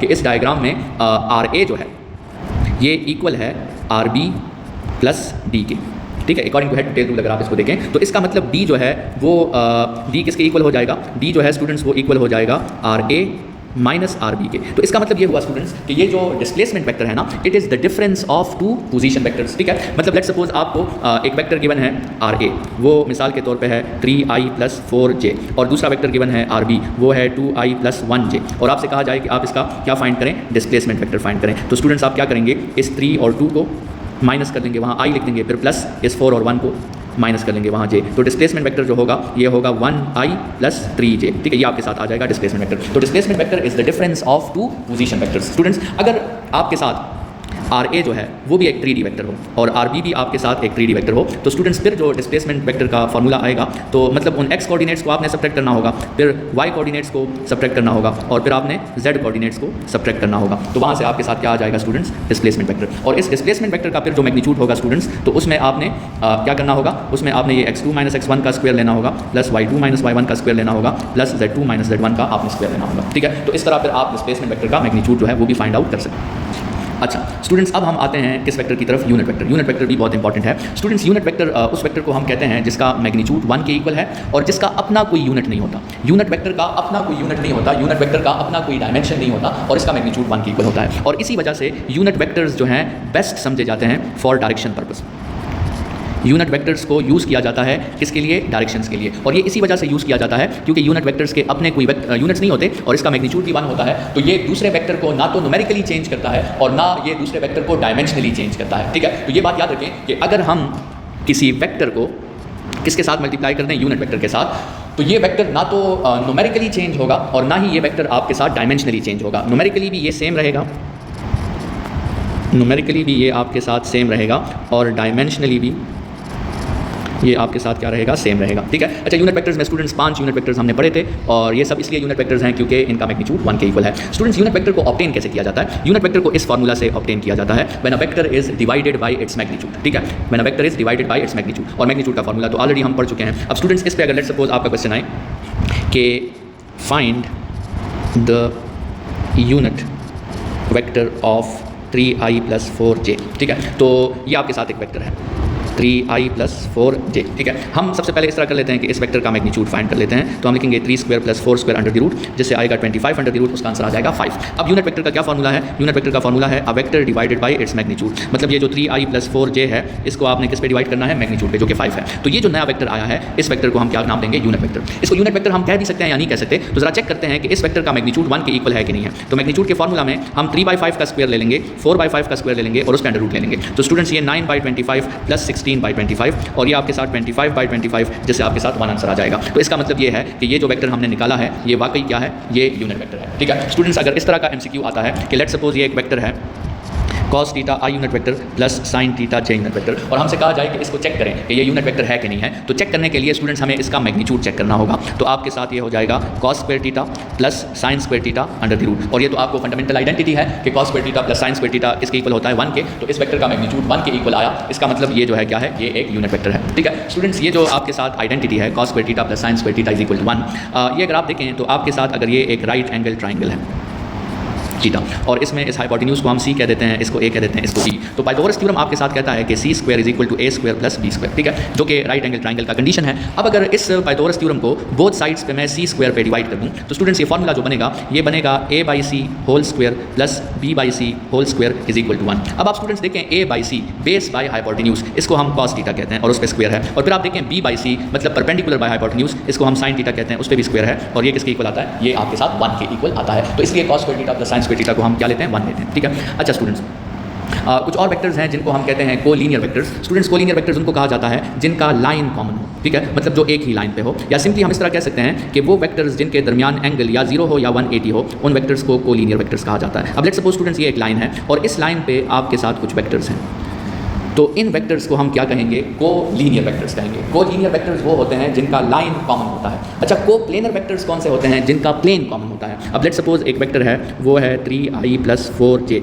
और दूसरा वेक्टर है वो है 10i माइनस 6j, और तीसरा वेक्टर है वो है 10i प्लस 2k। तो स्टूडेंट्स, ये दोनों जो हैं कोप्लेनर है, लेकिन a और c कोप्लेनर नहीं है, b और c भी कोप्लेनर नहीं है, क्योंकि a जो है स्टूडेंट्स ये बिलोंग करता है xy प्लेन को, b xy प्लेन को बिलोंग करता है, जबकि c जो है वो xz प्लेन को बिलोंग करता है। तो कोप्लेनर जो है वेक्टर्स वो होते हैं जो एक ही प्लेन में हो। स्टूडेंट्स, ये बात याद रखें कि दो वेक्टर्स हमेशा कोप्लेनर होते हैं, दो वेक्टर्स जो होते हैं ये हमेशा कोप्लेनर होते हैं, ठीक है। तीन वेक्टर्स हमेशा नहीं हो सकते, लेकिन दो वेक्टर्स आपस में हमेशा कोप्लेनर होंगे। स्टूडेंट्स फिर है कंकरेंट वेक्टर्स। कंकरेंट वेक्टर्स उनको कहते हैं स्टूडेंट्स जिनका पॉइंट ऑफ एक्शन कॉमन हो, ठीक है, पॉइंट ऑफ एक्शन कॉमन हो। मिसाल के तौर पे ये आपके साथ एक बॉडी है और इस बॉडी पे एक फोर्स लेट सपोज एक्ट कर रहा है, दूसरा फोर्स इस पे एक्ट कर रहा है F2 और तीसरा फोर्स भी इस पे एक्ट कर रहा है F3। अब इन तीनों के अगर हम लाइन ऑफ एक्शंस को देखें तो तीनों के लाइन ऑफ एक्शंस एक ही पॉइंट को क्रॉस कर रहे हैं, तो ऐसे फोर्सेस को हम क्या कहते हैं? कंकरेंट फोर्सेस कहते हैं स्टूडेंट्स, कंकरेंट वेक्टर्स कहते हैं, ठीक है। तो एक बात याद रखें कि अगर आपके साथ तीन वेक्टर्स हैं पहली बात, दूसरी बात तीनों वेक्टर्स का जो है वो कंकरेंट भी है, वो क्या है? कंकरेंट भी है, और तीसरी बात उनका नेट रिजल्ट क्या बन रहा है? उनका नेट रिजल्ट 0 बन रहा है, ठीक है। पहली बात वो आपके साथ तीन वेक्टर्स हैं, दूसरी बात कंकरेंट है मतलब उनका पॉइंट ऑफ एक्शन जो है वो कॉमन है, और तीसरी बात उनका नेट रिजल्ट क्या आ रहा है? 0। मतलब अगर उन वेक्टर्स को हम हेड टू टेल रूल के मुताबिक ड्रॉ करें तो आपके साथ जो है वो क्या होगा? आपके साथ एक क्लोज ट्राइंगल बन जाएगी। तो स्टूडेंट्स इन किस्म के थ्योरम्स पे या न्यूमेरिकल्स पे फिर हम एक थ्योरम अप्लाई करते हैं, उनको लेमीज थ्योरम कहा जाता है, ठीक है। उस थ्योरम को क्या कहते हैं? उनको लेमीज थ्योरम। तो लेमीज थ्योरम को स्टूडेंट्स मैं इस तरह करता हूँ कि इसको मैं कहाँ एक्सप्लेन करूँ? अच्छा, यहाँ मैं इसको एक्सप्लेन कर देता हूँ, ठीक है। लेमीज थ्योरम को लेट्स सपोज ये एक वेक्टर है A, ये एक वेक्टर है B और ये एक वेक्टर है C, और ये इनका पॉइंट ऑफ एक्शन सेम है। B और C के दरमियान अल्फा एंगल है, A और B के दरमियान गैमा एंगल है, A और C के दरमियान बीटा एंगल है, ठीक है। तो लेमीज थ्योरम का फार्मूला है A divided by sine alpha is equal to B divided by sine beta is equal to C divided by sine gamma. ये जो फार्मूला है स्टूडेंट्स, इस फार्मूला को हम क्या कहते हैं? इसको हम कहते हैं लेमीज थ्योरम, ठीक है। तो ये तीन वेक्टर्स लेकिन वो आपके साथ क्या हो? कंकरेंट हो, और कंकरेंट के साथ साथ उनका नेट रिजल्ट क्या आ रहा हो? 0 आ रहा हो, तो फिर हम उस पर उन वेक्टर्स को सॉल्व करने के लिए हम उस पर लेमीज थ्योरम अप्लाई करते हैं। अच्छा स्टूडेंट्स, कुछ वेक्टर्स होते हैं उनको कहते हैं पोलर वेक्टर्स, कुछ वेक्टर्स होते हैं उनको कहते हैं एक्सियल वेक्टर्स, ठीक है। तो नॉर्मली जिन वेक्टर्स का ताल्लुक जो है, जिन वेक्टर्स का ताल्लुक किसके साथ होता है? मोशन के साथ होता है। जैसे मिसाल के तौर पे फोर्स या वेलोसिटी या डिस्प्लेसमेंट या मोमेंटम, ठीक है। तो उन वेक्टर्स को जो है क्या कहा जाता है? उन वेक्टर्स को कहा जाता है पोलर वेक्टर्स, ठीक है। और लेट्स सपोज मिसाल के तौर पे ये कोऑर्डिनेट सिस्टम है ना, ये आपके साथ कोऑर्डिनेट सिस्टम है, वाई एक्सिस एक्स एक्सिस, इसमें मैं ये एक वेक्टर ड्रॉ कर रहा हूँ, लेट्स सपोज ये है फोर्स। अब अगर इस कोऑर्डिनेट सिस्टम की मैं मिरर इमेज ले लूँ ना वाई एक्सिस पे, तो अगर मैं इसकी मिरर इमेज ले लूँ वाई एक्सिस पे, तो आपके साथ ये वाई तो अपनी जगह पे आ जाएगा, लेकिन एक्स इस साइड पे आ जाएगा और एक्स डैश उस साइड पे, और उसकी वजह से इस फोर्स की डायरेक्शन क्या हो जाएगी? ऑपोजिट हो जाएगी। तो स्टूडेंट्स पोलर वेक्टर्स उनको भी कहा जाता है कि जब आप कोऑर्डिनेट सिस्टम का मिरर इमेज ले लें, मतलब उसको फ्लिप कर दें, तो उस वेक्टर की डायरेक्शन भी ऑपोजिट हो जाए, उन वेक्टर्स को हम क्या कहते हैं? पोलर वेक्टर्स कहते हैं। और एक्सियल वेक्टर्स किसे कहते हैं? स्टूडेंट्स एक्सियल वेक्टर्स जो होते हैं ना, ये आपके साथ ऐसे वेक्टर्स होते हैं जिनकी जो डायरेक्शन होती है वो अलॉन्ग एक्सिस होती है, along the axis of rotation. जैसे मिसाल के तौर पे आप प्लेन एंगल, जिसको हम एंगुलर डिस्प्लेसमेंट कहते हैं ना, एंगुलर डिस्प्लेसमेंट थीटा जिसको हम कहते हैं, या एंगुलर वेलोसिटी या एंगुलर एक्सेलरेशन, या आप जो है एंगुलर मोमेंटम या टॉर्क की डायरेक्शन ले लें, इनको स्टूडेंट्स क्या कहा जाता है? इनको एक्सियल डायरेक्शंस कहा जाता है, ठीक है। क्योंकि ये उस प्लेन ऑफ मोशन को परपेंडिकुलर होते हैं और एक्सिस ऑफ रोटेशन को ये पैरेलल होते हैं स्टूडेंट्स, और इनकी डायरेक्शंस जो है वो कोऑर्डिनेट सिस्टम को फ्लिप करने से चेंज नहीं होती, इनकी डायरेक्शन वही रहती है। मतलब लेट्स सपोज अगर हम कह दें कि ये कोऑर्डिनेट सिस्टम है और इसमें एक बॉडी एंटी क्लॉकवाइज रोटेट कर रही है, तो एंटी क्लॉकवाइज की डायरेक्शन जो होती है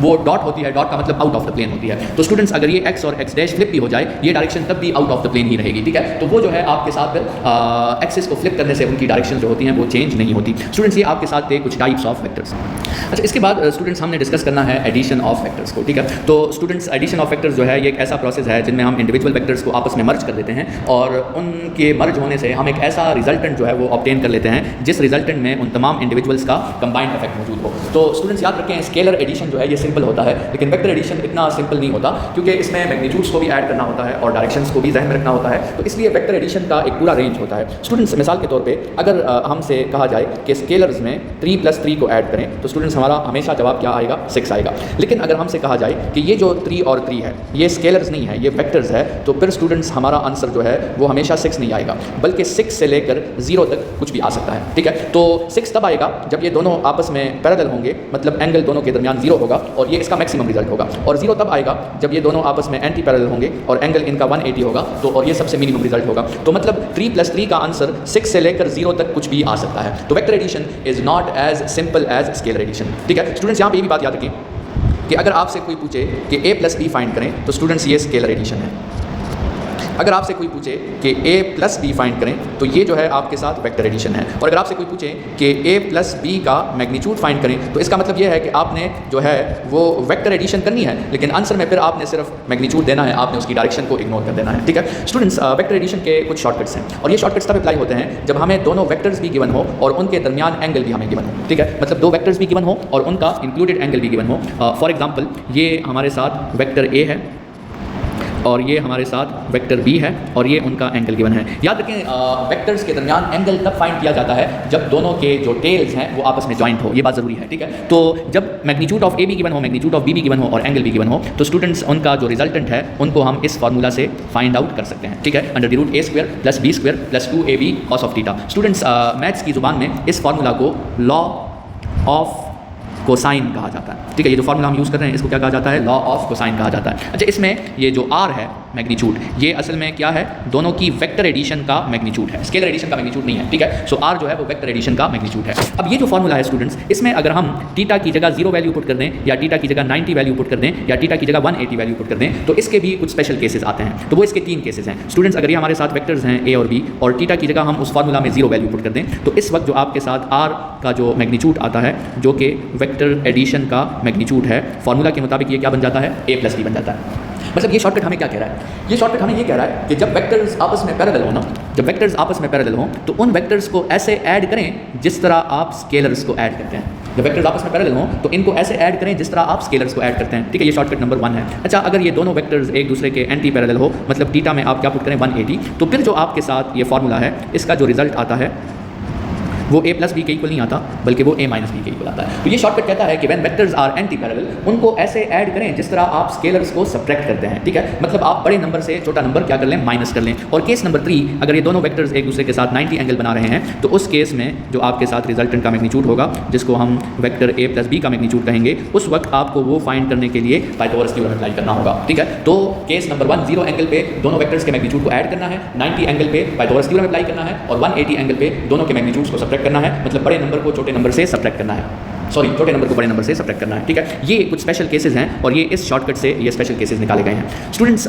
शॉर्टकट्स के अलावा वेक्टर्स को ऐड करने के हमारे साथ 2 एक्चुअल मेथड्स भी हैं। एक एक्चुअल मेथड जो है वो ग्राफिकल है, दूसरा एक्चुअल मेथड जो है वो हमारे साथ न्यूमेरिकल है। तो जो ग्राफिकल मेथड है उसको हम क्या कहते हैं, उसको हम कहते हैं हेड टू टेल रूल। अच्छा, तो students head to tail rule जो है इसके अपने कुछ स्टेप्स हैं। ठीक है, उनको फॉलो करके आपने ग्राफिकल एडिशन जो है वो करनी है। तो सबसे पहला स्टेप ये है कि जो 2 वेक्टर्स आपको गिवन होंगे ना जिनको आपने ऐड करना होगा उनको आपने जो है ग्राफिकली रिप्रेजेंट करना होगा। ठीक है, मतलब लेट्स सपोज 2 वेक्टर्स हैं तो एक वेक्टर को जो हमने ग्राफिकली रिप्रेजेंट किया वो a इस तरह था और दूसरा वेक्टर जिसको हमने ग्राफिकली रिप्रेजेंट किया वो फर्ज करें इस तरह था। तो पहला स्टेप ये है कि आपने दोनों वेक्टर्स को क्या करना है, ग्राफिकली रिप्रेजेंट करना है। दूसरा स्टेप ये है कि अब आपने head to tail rule apply करना है। ठीक है, head to tail rule apply करने का मतलब ये है कि अगर आपने a प्लस बी लिखा है ना तो a प्लस बी अगर आपने लिखा है तो पहले आपने वेक्टर a को ड्रॉ करना है, उसके हेड पे आपने वेक्टर b को ड्रॉ करना है। और अगर आपने b प्लस a लिखा है तो b प्लस a में पहले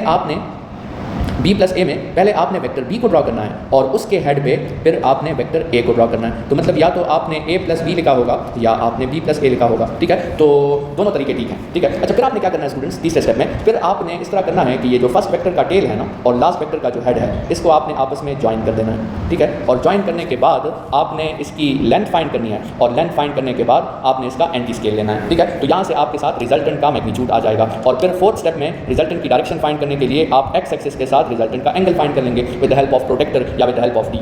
स्टूडेंट्स, वेक्टर एडिशन कम्यूटेटिव है। कम्यूटेटिव का मतलब ये है कि चाहे आप a प्लस बी के तरीके से जाएं या आप b प्लस a के तरीके से आएँ, दोनों से आंसर सेम आएगा। जो हमने इस डायग्राम में देख भी लिया, a प्लस बी से जहाँ तक बात पहुँच रही थी वही b प्लस a से भी पहुँच रही थी। और स्टूडेंट्स, इस डायग्राम को बनाते हुए जब हमने a प्लस बी ड्रॉ किया और फिर जब हमने b प्लस a ड्रॉ किया तो जो शेप हमारे साथ आया उसको हम पैरेललोग्राम कहते हैं। ठीक है, तो इसलिए ये जो फॉर्मूला आपको नजर आ रहा है ना, a plus B is equal to B plus a, इसका एक नाम तो कम्यूटेटिव लॉ ऑफ एडिशन है, एक नाम इसका क्या है, कम्यूटेटिव लॉ ऑफ एडिशन। लेकिन इसको पैरेललोग्राम के बनने की वजह से पैरेललोग्राम लॉ ऑफ एडिशन भी कहा जाता है। ये जो कम्यूटेटिव लॉ ऑफ एडिशन है इसको ग्राफिकली हम क्या नाम देते हैं, पैरेललोग्राम लॉ ऑफ एडिशन भी इसको हम कहते हैं। अच्छा स्टूडेंट्स, इसके बाद जो मेथड है न्यूमेरिकल मेथड, उसको हम कहते हैं addition with the help of rectangular components. ठीक है, ये वेक्टर एडिशन का न्यूमेरिकल मेथड है, ये ग्राफिकल मेथड नहीं है। ठीक है, तो अच्छा इसके अपने स्टेप्स हैं। न्यूमेरिकल मेथड का पहला स्टेप ये है कि जितने भी वेक्टर्स आपको गिवन हैं, 2 हैं, 3 हैं, 10 हैं, 20 हैं, सबको क्या कर दें, रिजॉल्व कर दें। मतलब सबके x कंपोनेंट्स भी फाइंड कर लें और सबके y कंपोनेंट्स भी फाइंड कर लें। ठीक है, तो लेट्स सपोज अगर 2 वेक्टर्स हैं ना तो उसको 4 में कन्वर्ट कर दें, अगर 10 वेक्टर्स हैं तो उसको 20 में कन्वर्ट कर दें। फिर जितने भी आपके साथ x कंपोनेंट्स आए होंगे ना, उन सबको ऐड कर दें, उनको rx कहते हैं। फिर जितने भी y कंपोनेंट्स आए होंगे उन सबको ऐड कर दें, उनको ry कहते हैं। फिर r को फाइंड करें पाइथागोरस थ्योरम से, और फिर एंगल को फाइंड करें। तो स्टूडेंट्स, एंगल को फाइंड करने के अपने 3 स्टेप्स हैं, ठीक है। हम सबसे पहले एक एक्यूट एंगल फाइंड करेंगे, जिसका फॉर्मूला होगा tangent inverse modulus ry by rx, ठीक है। अच्छा, मॉडुलस का मतलब ये है कि इसमें आपने नेगेटिव वैल्यूज पुट नहीं करनी होगी, पॉजिटिव वैल्यूज पुट करनी होंगी, और इससे जो आंसर आएगा ये एक एक्यूट एंगल होगा। एक्यूट एंगल का मतलब ये 90 से क्या होगा, लेस होगा, ठीक है। तो सबसे पहले एक्यूट एंगल फाइंड करना। दूसरा स्टेप, हमने ये पहचान करनी होगी कि r किस क्वाड्रेंट में है, फर्स्ट क्वाड्रेंट में है, सेकंड क्वाड्रेंट में है, थर्ड में है कि फोर्थ में है। और फिर हमने फाई को थीटा में कन्वर्ट करना होगा। तो हम थीटा को डायरेक्टली फाइंड नहीं करेंगे, हम सबसे पहले फाई फाइंड करेंगे, फिर उसको थीटा में कन्वर्ट करेंगे। तो स्टूडेंट्स, ये जो रिजल्टेंट है, रिजल्टेंट आपके साथ जो है वो 4 क्वाड्रेंट्स में कहीं भी हो सकता है। रिजल्टेंट फर्स्ट क्वाड्रेंट में हो सकता है, सेकंड क्वाड्रेंट में हो सकता है, थर्ड में हो सकता है, या फिर फोर्थ क्वाड्रेंट में हो सकता है, ठीक है। ये देखें, रिजल्टेंट फर्स्ट क्वाड्रेंट में, या सेकंड क्वाड्रेंट में, या थर्ड क्वाड्रेंट में, या फोर्थ क्वाड्रेंट में। ये जो अभी हमने जिस फाई की बात की ना, तो ये वाला फाई हमने फाइंड किया पहले स्टेप में, यहाँ ये वाला फाइंड किया है, यहाँ ये वाला फाइंड किया है, यहाँ ये वाला फाइंड किया है। अब फाई को थीटा में कैसे कन्वर्ट करेंगे? तो ये जो केस नंबर 1 है, इसमें जो फाई है वही थीटा है, लेकिन केस नंबर 2 में थीटा ये है। तो यहाँ पे हम थीटा के लिए फॉर्मूला यूज़ करेंगे 180 माइनस 5, और केस नंबर 3 में स्टूडेंट्स थीटा यहाँ तक आएगा, तो यहाँ थीटा का फॉर्मूला होगा 180 प्लस 5, और केस नंबर 4 में ये थीटा है स्टूडेंट्स, तो ये थीटा जो होगा ये आपके साथ होगा 360 माइनस 5। तो स्टूडेंट्स, इस थीटा को, ये जो तीसरा स्टेप है ना, जिसमें हम थीटा को 5 में कन्वर्ट करते हैं, तो उसके 4 फॉर्मूलाज हैं, या ये वाला यूज़ करना है, या ये वाला, या ये वाला, या ये वाला। और ये 4 फॉर्मूलाज डिपेंड किस पे करेंगे? ये 4 फॉर्मूलाज डिपेंड करेंगे कि r जो है ये कौन से क्वाड्रेंट में मौजूद है, ठीक है। तो ये मेथड भी आप यूज़ कर सकते हैं, addition with the help of rectangular components. अच्छा स्टूडेंट्स, इसके बाद जो है आपका टॉपिक है सब्ट्रैक्शन ऑफ वेक्टर्स। आपने पढ़ा होगा कि सब्ट्रैक्शन ऑफ वेक्टर्स के लिए हम रूल्स जो हैं वो एडिशन के ही यूज़ करते हैं। मतलब अगर हमसे कहा जाए कि आप a माइनस बी फाइंड करें, तो हम a plus minus B find कर देते हैं। मतलब हम क्या करते हैं, हम वेक्टर b का नेगेटिव ले लेते हैं और फिर हम उसको वेक्टर a के साथ ऐड कर देते हैं, ठीक है। वेक्टर b का नेगेटिव लेने के बाद उसको हम वेक्टर a के साथ ऐड कर देते हैं, तो इससे हमारे साथ हो जाती है सब्ट्रैक्शन ऑफ वेक्टर्स। अब अगर स्टूडेंट्स हमें a का मैग्नीट्यूड और b का मैग्नीट्यूड और थीटा ये तीनों हमें गिवन हो, तो जो ऑलरेडी हमने ये फार्मूला पढ़ा था ना, ये वाला, ये जो फार्मूला था जो कि एडिशन ऑफ वेक्टर्स का था, यही फार्मूला जो है हम यहाँ भी अप्लाई कर सकते हैं, लेकिन सिर्फ हमें इस माइनस प्लस की जगह यहाँ माइनस लगाना होगा। a square plus B square minus 2ab cos theta, ठीक है। तो उस एडिशन में वहाँ प्लस लगा होता है और यहाँ आपने क्या लगाना है, माइनस लगाना है। बाकी वही फार्मूला जो है आप यूज़ कर सकते हैं। अच्छा स्टूडेंट्स, इसके बाद जो है आपके साथ है रेजोल्यूशन ऑफ वेक्टर, ठीक है। रेजोल्यूशन हम डिफाइन करते हैं कि एक वेक्टर को दोबारा उसके कंपोनेंट्स में स्प्लिट करना, इसको रेजोल्यूशन ऑफ वेक्टर कहते हैं। और ये एडिशन ऑफ वेक्टर्स का क्या है, रिवर्स है। स्टूडेंट्स, रेजोल्यूशन के बारे में जरूरी बात ये याद रखें कि आप अगर चाहें तो आप किसी वेक्टर को कितने कंपोनेंट्स में रिजॉल्व कर सकते हैं, n कंपोनेंट्स में, ठीक है। देखिए ये एक वेक्टर है r, अगर मैं चाहूँ तो मैं इस वेक्टर के, ये देखें मैंने इसको, इसके 2 कंपोनेंट्स बना लिए a और b। अगर मैं चाहूँ तो मैं इस वेक्टर के, यहाँ देखें ये मैंने इसके 3 कंपोनेंट्स बना लिए, ठीक है। इसी तरह लेट्स सपोज ये एक कंपोनेंट, दूसरा, तीसरा, चौथा, 5वां, मैंने 5 कंपोनेंट्स बना लिए। तो in general a vector can be resolve to a number of components of our choice, ठीक है। तो एक वेक्टर के 2 कंपोनेंट्स भी हो सकते हैं, 10 भी हो सकते हैं, 50 भी हो सकते हैं, इनफाइनाइट भी हो सकते हैं, ठीक है। लेकिन अगर हम बात करें किन कंपोनेंट्स की, रेक्टेंगुलर कंपोनेंट्स की, तो वो फिर इनफाइनाइट नहीं होंगे, ठीक है। फिर अगर 2D वेक्टर होगा तो उसके 2 रेक्टेंगुलर कंपोनेंट्स होंगे, अगर 3D वेक्टर होगा तो उसके 3 रेक्टेंगुलर कंपोनेंट्स होंगे। अच्छा स्टूडेंट्स, यहाँ पे आपने एक बात और किया, इस वेक्टर के कंपोनेंट को जरा देखें, इस वेक्टर के, ये तो उस वेक्टर से बड़ा है, ठीक है। तो in general a component may be greater than a vector, ठीक है, लेकिन rectangular component is always less than a vector, ठीक है। और रेक्टेंगुलर कंपोनेंट्स वो होते हैं जिनका एंगल 90 होता है। अब जैसे ये जो मैंने स्टूडेंट्स कंपोनेंट्स बनाए हैं ना, ये वाला और ये वाला, ये दोनों रेक्टेंगुलर कंपोनेंट्स हैं, ठीक है। और इसको आप देखें, इसका साइज भी रिजल्टेंट से कम है और इसका साइज भी रिजल्टेंट से कम है, ठीक है स्टूडेंट्स। अच्छा, अगर आपको एक 2D वेक्टर गिवन है, तो 2D वेक्टर में जो x कंपोनेंट होता है उसका फॉर्मूला है r cos थीटा, और जो y कंपोनेंट है उसका फॉर्मूला है r sin थीटा, ठीक है। अच्छा, इस पर थोड़ी सी बात समझ लें कि जब हमारे साथ एक 2D वेक्टर होता है ना, 2D वेक्टर r, और हमने इसको रिजॉल्व करना होता है, तो हम रिजोल्यूशन के लिए स्टेप्स ये फॉलो करते हैं कि सबसे पहले हम एक लाइन को रेफरेंस ले लेते हैं। अब यहाँ मैंने किसको रेफरेंस ले लिया, एक्स एक्सिस को। रेफरेंस लेने के बाद वेक्टर के टॉप से एक परपेंडिकुलर गिराया जाता है, और जैसे ही आप परपेंडिकुलर गिराते हैं ना, आपका जो वेक्टर r है ये खुद ब खुद 2 कंपोनेंट्स में कन्वर्ट हो जाता है, एक पैरेलल टू रेफरेंस और एक परपेंडिकुलर टू रेफरेंस। जो पैरेलल टू रेफरेंस होगा स्टूडेंट्स, उसमें हमेशा cos थीटा आएगा, जो परपेंडिकुलर टू रेफरेंस होगा उसमें हमेशा sin थीटा आएगा। याद रखें, x के साथ हमेशा cos नहीं होता, y के साथ हमेशा sin नहीं होता, लेकिन पैरेलल के साथ हमेशा cos होगा, परपेंडिकुलर के साथ हमेशा sin होगा, ठीक है। तो rx is r cos theta, ry is r sin theta, और r किसके इक्वल होगा, वो इक्वल होगा rx square plus ry square, और थीटा किसकी इक्वल होगी, वो होगी tangent inverse ry by rx। अच्छा, एक 3D वेक्टर है, तो 3D वेक्टर में आपके साथ फिर एक कंपोनेंट तो नहीं होगा, 3D वेक्टर के आपके साथ 3 रेक्टेंगुलर कंपोनेंट्स होंगे, rx होगा, आर वाई होगा और आर जेड होगा। आर एक्स का फॉर्मूला होगा students R cos alpha, R Y का फॉर्मूला होगा आर कॉज बीटा और आर जेड का फॉर्मूला होगा आर कॉज गैमा, ठीक है। और आपके साथ आर का फॉर्मूला होगा under the root R X square plus R Y square plus R Z square. और यहाँ टीटा फाइंड नहीं होता, यहाँ फाइंड होता है अल्फा बीटा और गैमा। और अल्फा बीटा गैमा के फॉर्मूलाज जो हैं वो ऑलरेडी हम डायरेक्शन को साइंस में वो फॉर्मूलाज हम पढ़ चुके हैं। अच्छा स्टूडेंट्स, इसके बाद जो है हमारा इस चैप्टर का लास्ट टॉपिक है स्केलर प्रोडक्ट और वेक्टर प्रोडक्ट और इंपॉर्टेंट टॉपिक है। तो स्केलर प्रोडक्ट स्टूडेंट जैसे आपको पता है कि जब दो वेक्टर्स मल्टीप्लाई हो जाए और रिजल्ट एक स्केलर क्वांटिटी हो उसको स्केलर प्रोडक्ट कहते हैं, और जब दो वेक्टर्स मल्टीप्लाई हो जाए और रिजल्ट एक वेक्टर क्वांटिटी हो तो उसको वेक्टर प्रोडक्ट कहते हैं। स्केलर प्रोडक्ट का formula A B cos theta है, वेक्टर प्रोडक्ट का formula A B sine theta है। स्केलर प्रोडक्ट भी ए बी और थीटा पे डिपेंड करता है, वेक्टर प्रोडक्ट भी ए बी और थीटा पे डिपेंड करता है। स्टूडेंट्स ए के साथ और बी के साथ तो दोनों की डायरेक्ट प्रोपोर्शनैलिटी है, और थीटा के साथ जो है एक कॉस थीटा का रिलेशन है, डॉट प्रोडक्ट का एक साइन थीटा का रिलेशन है, क्रॉस प्रोडक्ट का, ठीक है। तो स्टूडेंट्स अब इन ग्राफ्स को देख के जरा आप बताएं कि स्केलर प्रोडक्ट के देखें जीरो होने की क्या क्या पॉसिबिलिटीज हैं, देखेंगे,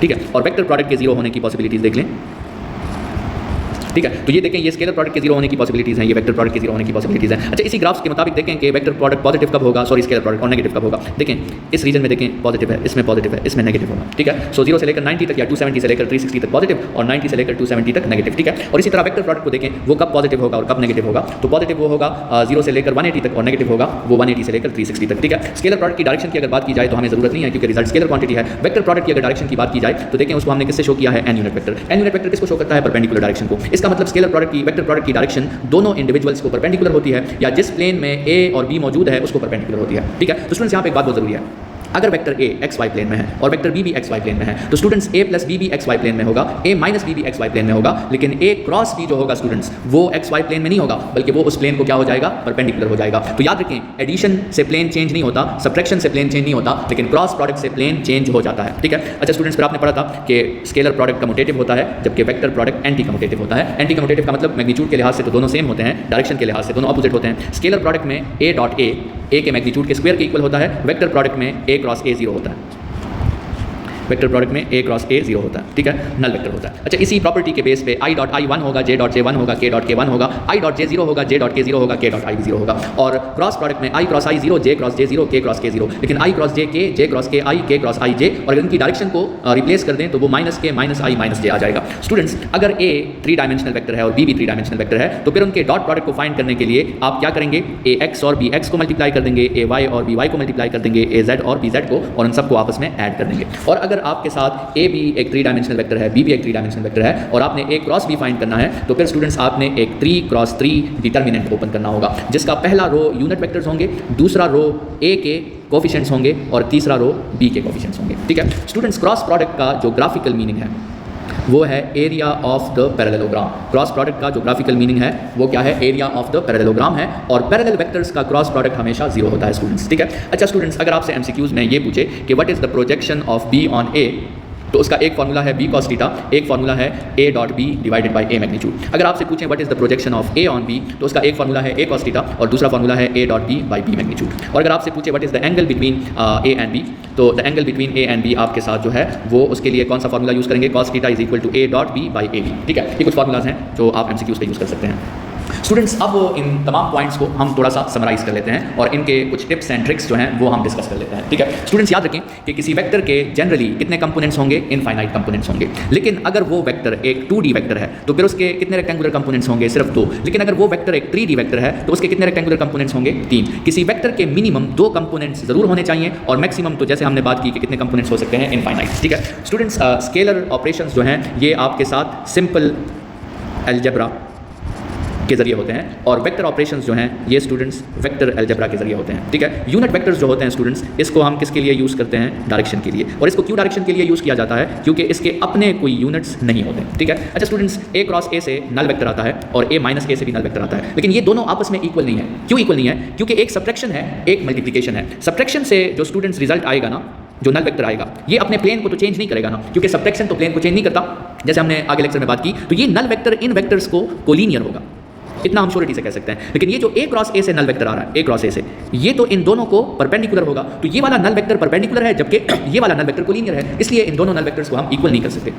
स्टूडेंट्स याद रखें, minimum number of collinear vectors जिनको ऐड करने से नल वेक्टर आएगा वो 2 है। Minimum number of coplanar vectors जिनको ऐड करने से नल वेक्टर आएगा वो 3 है। और minimum number of non coplanar vectors जिनको ऐड करने से नल वेक्टर आएगा वो 4 है। Minimum number of unequal vectors जिनको ऐड करने से नल वेक्टर आएगा वो 2 है। Minimum number of unequal magnitudes जिनको ऐड करने से नल वेक्टर आएगा स्टूडेंट्स वो 3 है। ठीक है। ए डॉट बी से आपके साथ जो 0 आता है ये कब आता है, जब वेक्टर्स परपेंडिकुलर हों, और ए क्रॉस बी से 0 तब आता है जब वेक्टर्स पैरेलल हों। ठीक है स्टूडेंट्स, जनरली अगर बात की जाए तो किसी कंपोनेंट का मैग्नीट्यूड वेक्टर से लेस भी हो सकता है और ग्रेटर भी हो सकता है, लेकिन अगर वो रेक्टेंगुलर कंपोनेंट है तो उसका मैग्नीट्यूड वेक्टर से हमेशा लेस ही हो। अच्छा स्टूडेंट्स, अगर हमारे साथ एक रियल नंबर है k और एक वेक्टर है a और हम इन दोनों को मल्टीप्लाई करते हैं तो इनकी 7 पॉसिबिलिटीज़ हैं। ठीक है, और हर पॉसिबिलिटी में हम बात करना चाहते हैं कि मैग्नीट्यूड पे क्या असर पड़ेगा और डायरेक्शन पे क्या असर पड़ेगा। ठीक है, तो अगर k ग्रेटर देन 1 है मैग्नीट्यूड बढ़ जाएगी, डायरेक्शन सेम रहेगी। अगर k 1 है तो मैग्नीट्यूड भी सेम रहेगी, डायरेक्शन भी सेम रहेगी। अगर k 0 और 1 के दरमियान है तो मैग्नीट्यूड कम हो जाएगी, डायरेक्शन सेम रहेगी। अगर k 0 है तो मैग्नीट्यूड कम होकर 0 हो जाएगी और डायरेक्शन अननोन हो जाएगी, आर्बिट्रेरी हो जाएगी। अगर k -1 और 0 के दरमियान है तो मैग्नीट्यूड सेम और डायरेक्शन ऑपोजिट, मैग्नीट्यूड डिक्रीज और डायरेक्शन ऑपोजिट। अच्छा, अगर k -1 है तो मैग्नीट्यूड सेम, डायरेक्शन ऑपोजिट। अगर k लेस देन -1 है तो मैग्नीट्यूड इंक्रीज और डायरेक्शन भी ऑपोजिट। ठीक है, तो ये केसेस भी आपको याद होने चाहिए। स्टूडेंट्स, अगर आपके साथ a और b दो ऐसे वेक्टर्स हैं जिनका मैग्नीट्यूड सेम नहीं है तो स्टूडेंट्स उनकी एडिशन से कभी भी नल वेक्टर नहीं आ सकता। इसी तरह अगर a और b आपके साथ नॉन कोप्लेनर है, मतलब उनका प्लेन कॉमन नहीं है, फिर भी उनकी एडिशन से कभी भी नल वेक्टर नहीं आ सकता। ठीक है स्टूडेंट्स, अगर दो वेक्टर्स के मैग्नीट्यूड सेम है ना तो इसका मतलब x कंपोनेंट x के इक्वल होगा, y y के इक्वल होगा, z z के इक्वल होगा। इसका मतलब अगर हम ax को bx पे डिवाइड करें, ay को by पे डिवाइड करें, az को bz पे डिवाइड करें तो इन सबसे आंसर आएगा। ठीक है। अच्छा स्टूडेंट्स, अगर a और b ऐड होके c दे रहे हैं या a + b + c से 0 आ रहा है तो इनका मतलब ये है कि ये तीनों वेक्टर्स कोप्लेनर होंगे।